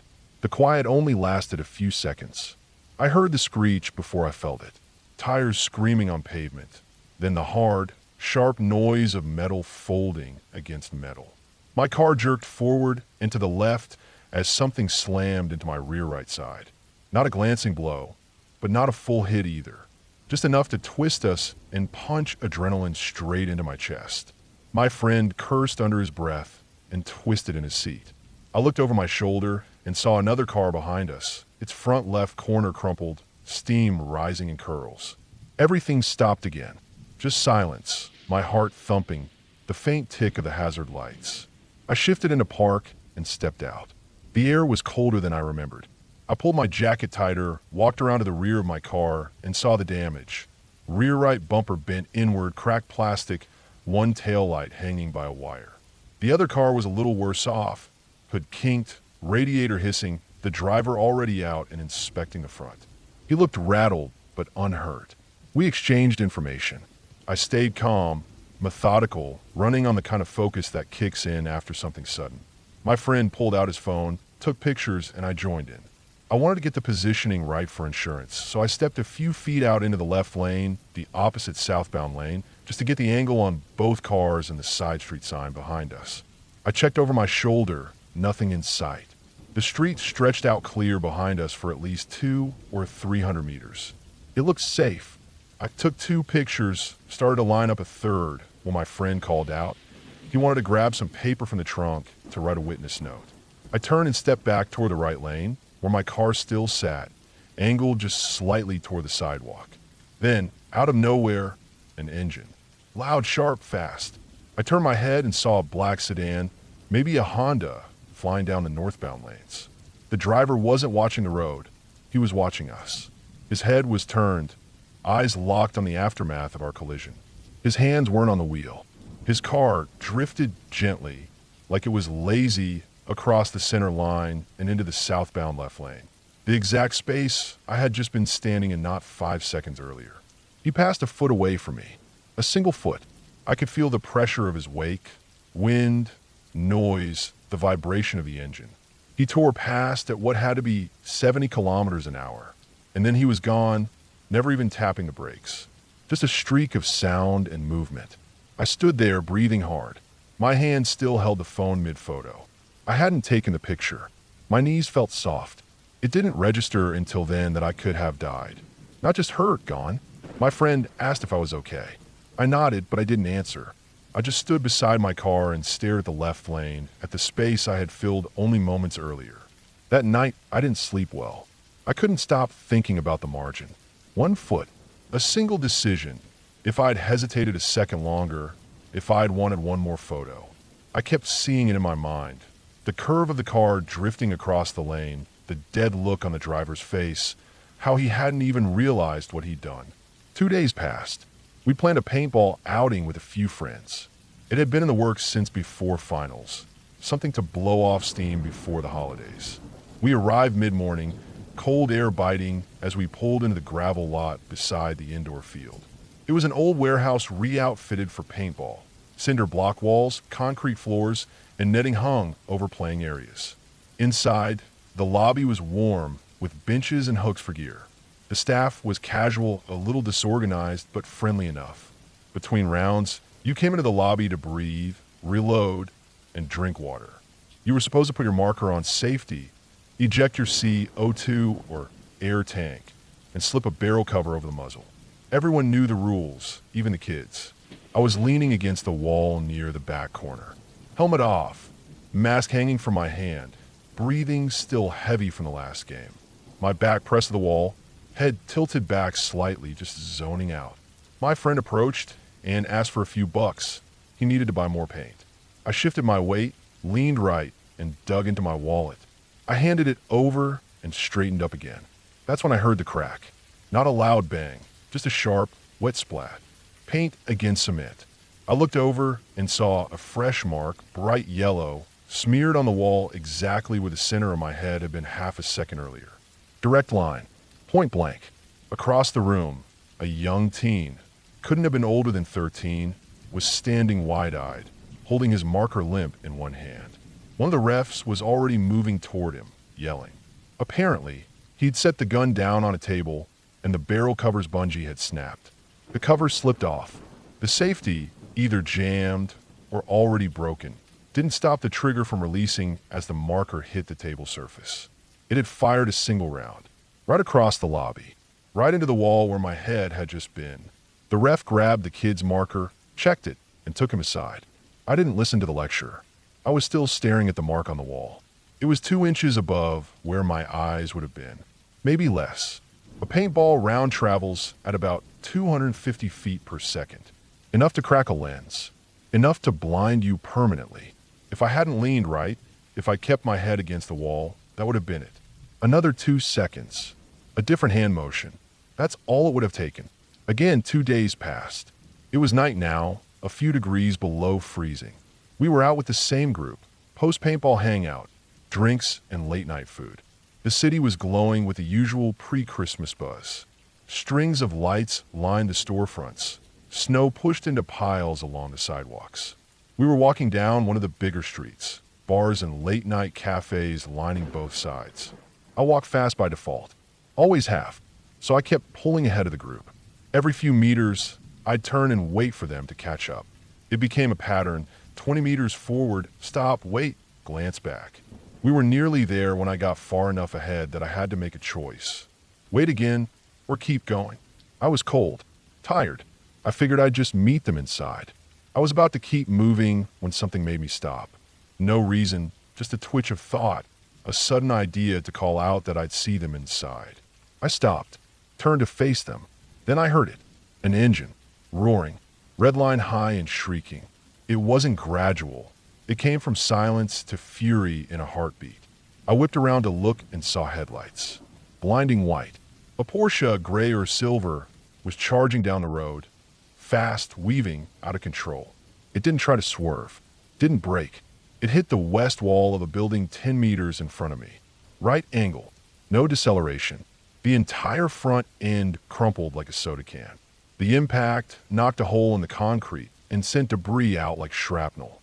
The driver's airbags blew. Windows exploded outward. The sound was deafening, metal, glass, and the sharp hiss of steam or coolant pouring onto pavement. If I'd taken even 2 steps forward, just kept walking like I planned, I would have been exactly where he hit. I would have been crushed between a speeding car and a brick wall. No question. Not injured, dead. That night, I didn't sleep. Again, this time, it wasn't just the memories. Something else was off. My body felt wrong. My skin felt too tight. My thoughts wouldn't stop. 2 more days passed. Boxing Day morning. I was jittery. Couldn't tell why. I had been in and out of sleep all night, dozing in short, uneasy bursts. At one point, I dreamt I was in the back of a van, old style with panel doors. I remember the rope. I was holding it, but I didn't know why. I jumped out of the van, and suddenly I was in my driveway.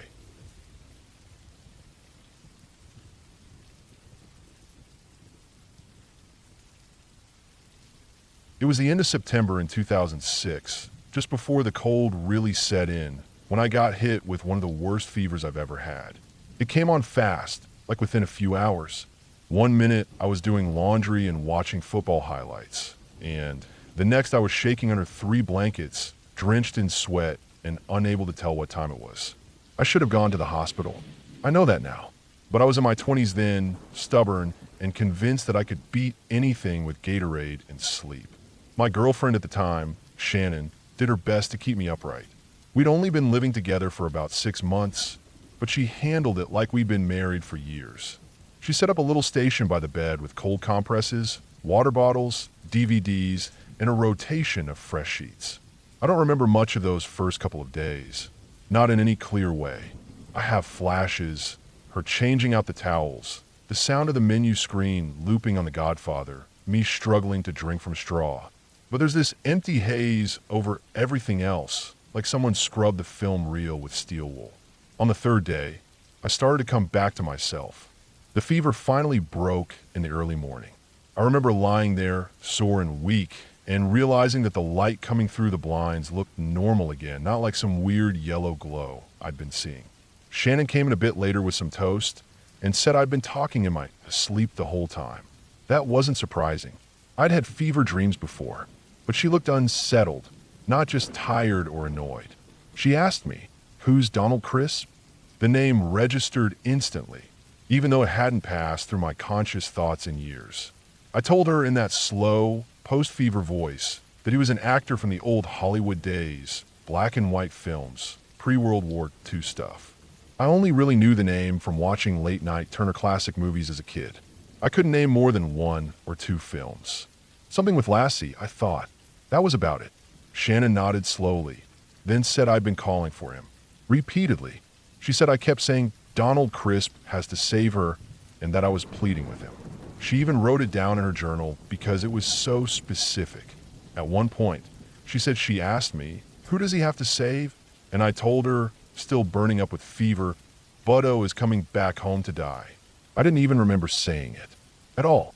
The only Butto I could think of was Benazir Bhutto, the former Prime Minister of Pakistan.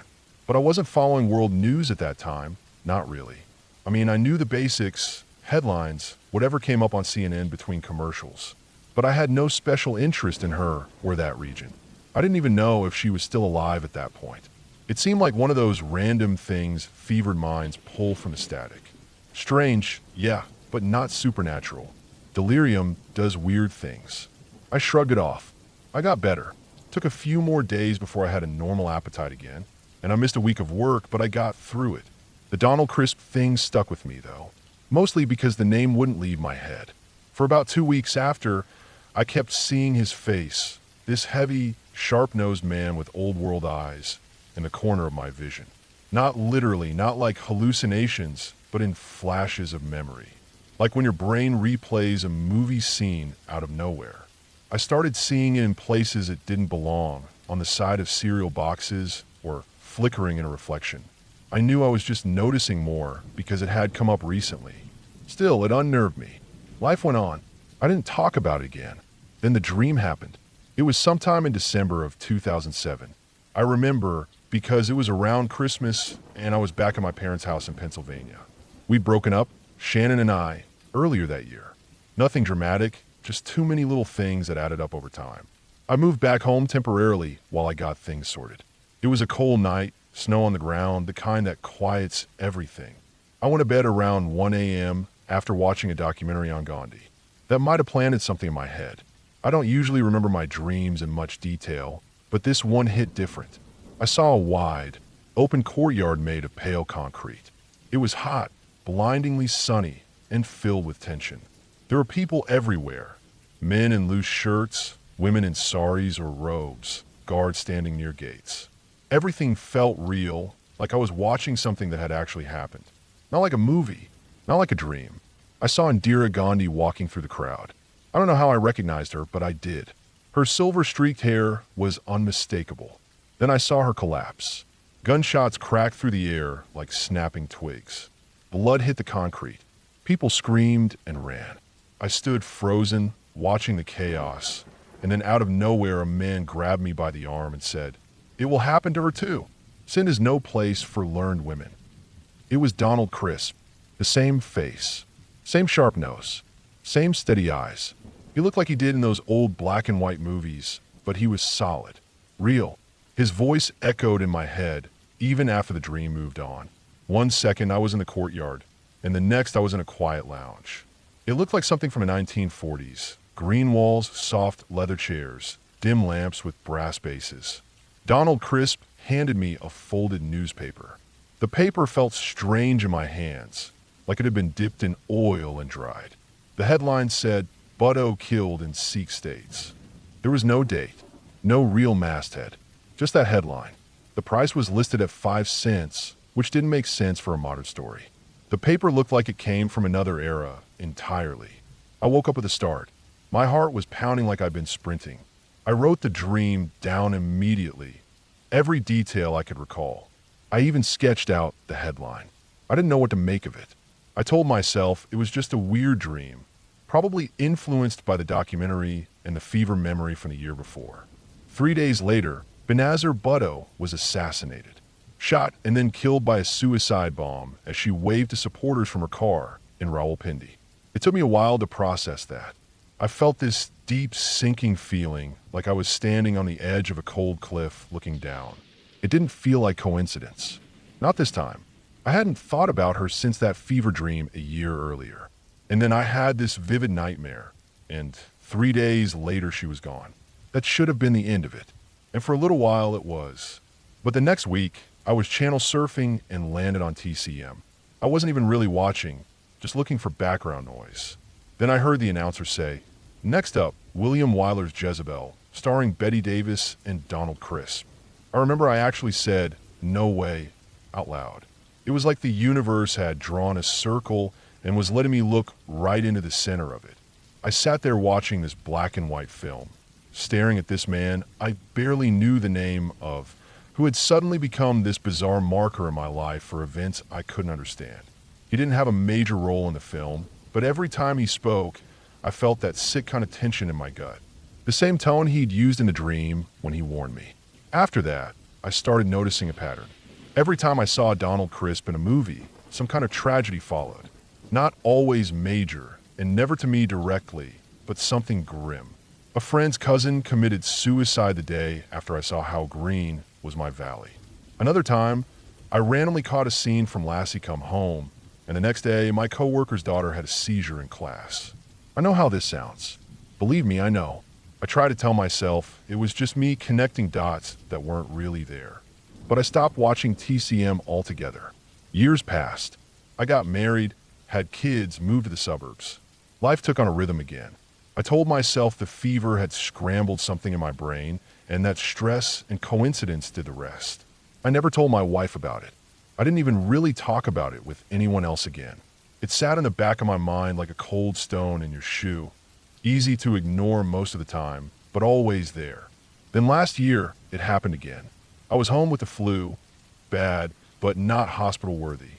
My wife was out with the kids, and I was flipping through a digital movie library trying to distract myself. For whatever reason, I clicked on an old war film called The Dawn Patrol. The name sounded familiar. I was maybe 15 minutes in when the camera shifted to a group of British officers, and there he was again, Donald Crisp. He looked older in this one, more tired, and for a moment I felt that same electric unease rise up in my chest. I reached for the remote to shut it off, but not before he delivered a line I barely caught. Something about timing matters most in the dark. I paused the screen and just stared at him. Then I turned the TV off and sat in silence for a long time.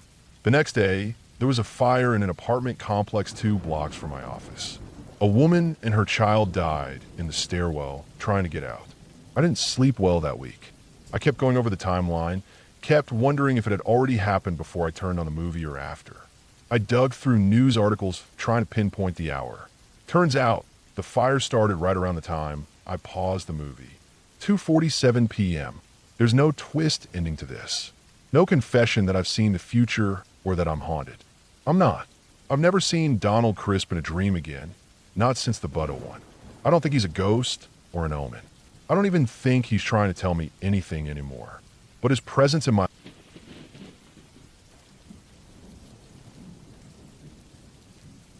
I've been meaning to share this story for a long time, and every time I think about it, it sends a chill down my spine.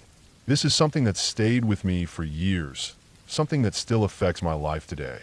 I'll try my best to explain it to you, though I'm still not sure what exactly happened. All I know is that it's real, and it still haunts me. I was 19 when I met this girl.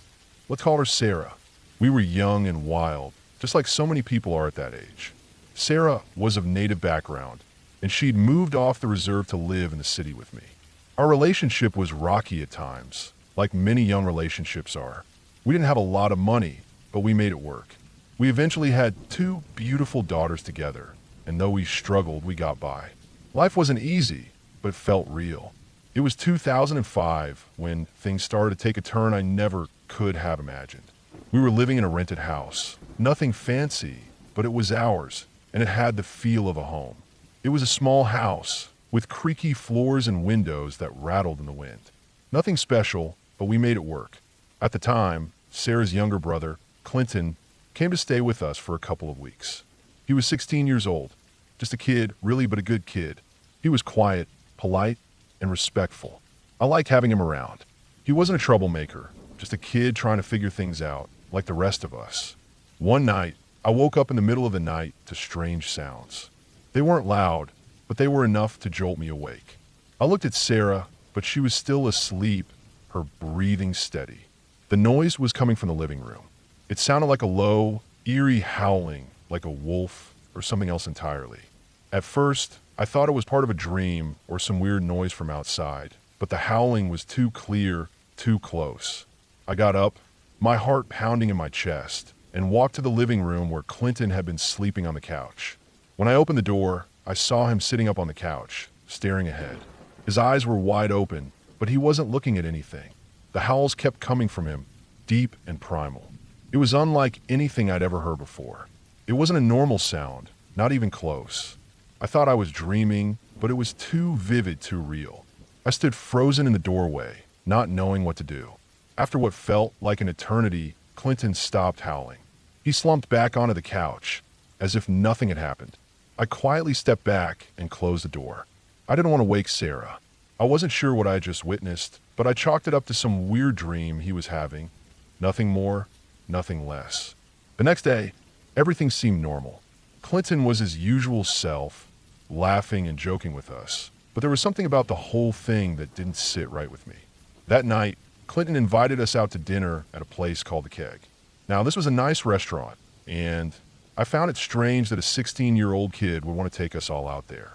He wasn't rich, and I knew he didn't have a lot of money, but he insisted. The whole dinner, I kept thinking about how odd it was.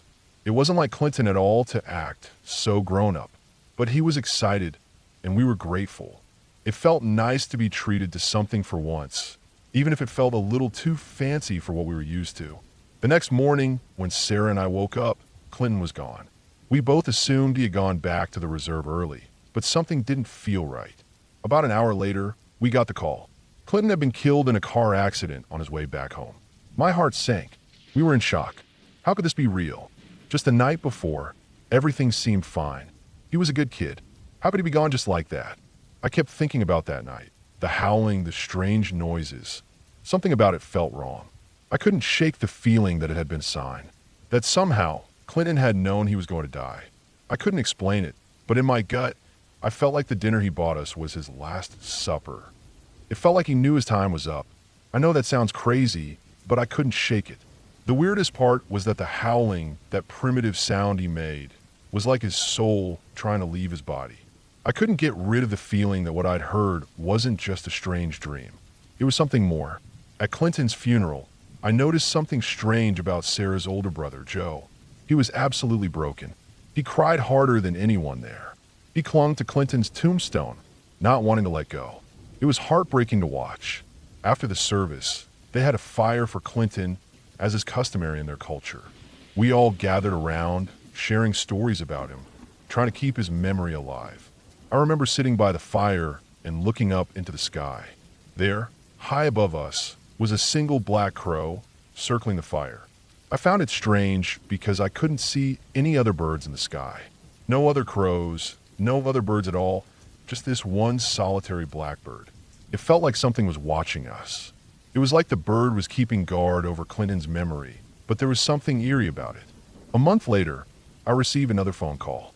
Joe had died in another car accident, the same way Clinton had. My heart dropped. It was like a nightmare repeating itself. The same thing happened again.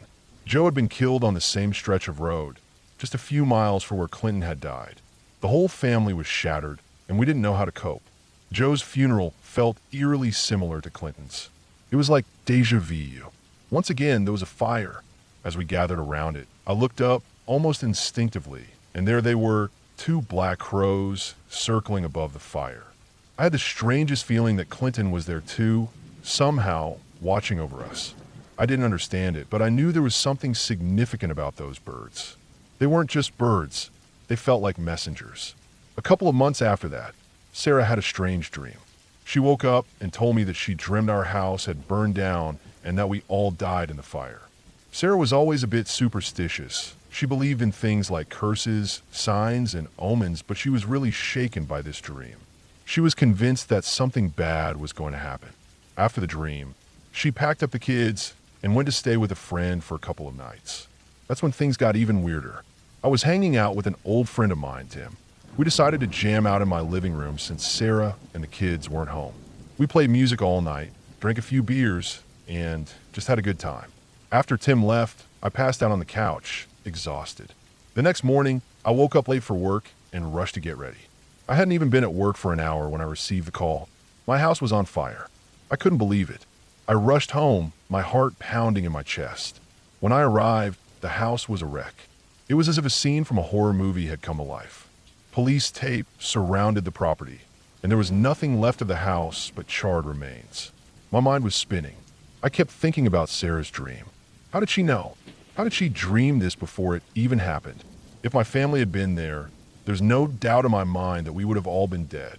I was lucky, but I couldn't shake the feeling that this was all connected to something larger, something I didn't understand.